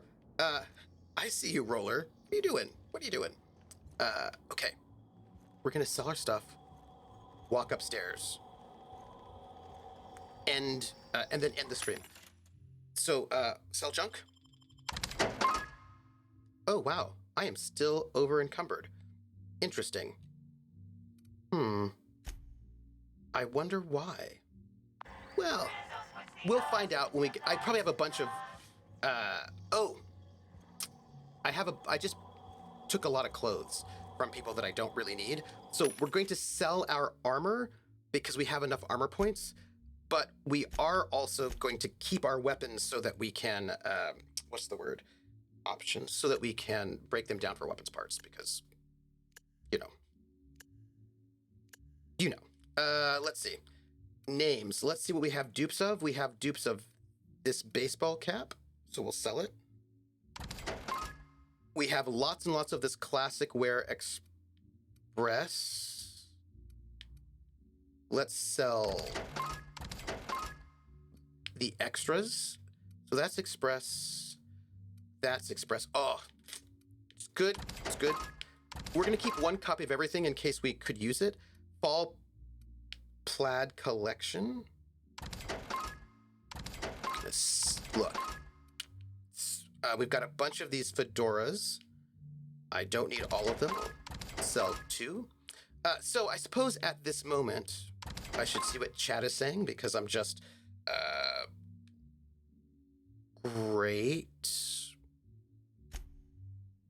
Good. We're still over encumbered, but we'll just get rid of the weapons later. We'll be fine, I'm pretty sure. Okay. You wouldn't be Trooper if I weren't, but I've been really good. Krellin, I have been so good at not getting over encumbered in the game. In this one, not the other ones. The other ones I'm really bad at, but I've been really good at it. You know, I mean... Always so nice to hear you, Inspector. I'll get you to your floor on the double. Thank you. Next stop, the finest seat in the house. Thanks. So, always lugging around a bag of subjects. Always, always, always. So, this is what's what. I'm gonna go back into the room. I'm going to end. We have to report back to Ludivico. I'm hoping that whatever is the outcome of that will bring us that very last part of the map. And then we'll resolve Eridanos, and then we'll finish the game. Right? Because I feel like that's where we're at. We are at the moment where we're going to finish the game. This, by the way, is where we have to talk to him. And this is where we're going to leave ourselves. Wait. Save.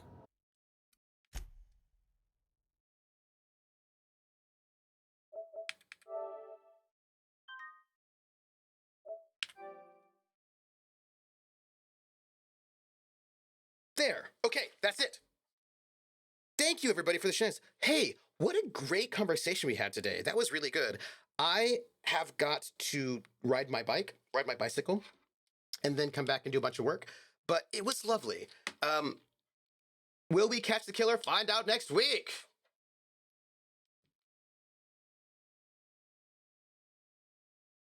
I think the answer is yes. We will catch the killer. Maybe. I don't know. I can't say. Vo, it was so glad to have you here. And the thing is, I have to actually go read Lancer because I'm really interested in it. Yeah, and I always just think about, different ideas of utopia and what are you doing? And how do you deal with conflict, right? You've got a bunch of these fedoras. You're low on food. You're going to eat someone else's hats. Yes, I will eat my hat. Hey, it was lovely. So also, Lance, there's a thing called non-human persons, which I do not understand. Are they okay to kill? Or maybe non-human persons are sentient aliens that are not humanoid or not humans. So like, cat people and AI, that kind of thing. Could be. But I do need to go. I need to go play Lancer. I also need to play Flying Circus. There are a bunch of things I have to play. This is my life. Also, I think... Why is my timer up? That's weird. I think that if we get to 2,000 followers, I'm going to do a Y2K RPG one-shot. That's all. Please, think of the chat GPTs. Something about paracausal minds. Oh, they came about after the Demos incident. Oh, interesting. I'll have to go check it out. I'm going to have to go read it because it's one of those games that's on my list anyway, All right, so I think we have I've got to do a little bit more research, but I think we have a 2,000 follower goal. I've got to do a little bit of research first, and I've got to get out of this moment. And if so, I think it'll be very cool. Then I should probably have a sub goal, so I should probably do as well. After this follower goal, I should have a sub goal. And then that's it. Oh, yeah, we'll get there. But I'm going to go fix my bike seat, ride my bike, then do work. And I will tell you where you can find me. You can find me tomorrow at 8 p.m. over at Praxagor the Smophorius channel for Carousel Court. If you've not watched it before, it's a good time to jump in because it's a brand new arc. There are 3 arcs total. Each arc is 6 episodes. And this is our second arc. Yes. And Monday will be Montreal by Night, which is a Vampire the Masquerade game at 8:30 p.m. over at Wandering DM's channel.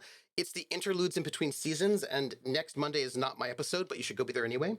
And then Thursday, 7 p.m., 6 p.m., Thursday, 6 p.m. here, I will be playing Disco Elysium. And on Friday at 7 p.m. will be the next thrilling episode of Crash Jones' Space Adventure on the Library of the Dead. They have found the Library of the Dead. They need to now explore it and find out all the secrets, get the Book of the Damned, and find out what's going on. And I'm really excited about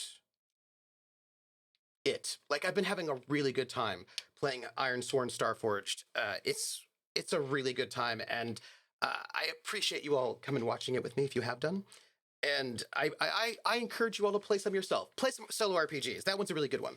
I want to play more Rune. That's another good solo RPG I want to get back into. But another time. Oh, and Prax is a super secret surprise for tomorrow, and I don't know what it is. And I've got a super secret surprise for tomorrow, which I do know what it is, and I've got to work on that as well for tomorrow. And Vio finally got to GM some VTM. Oh, nice. You ran a one-on-one session for a friend and took their character through the Embrace. Oh, I love, oh, Vo.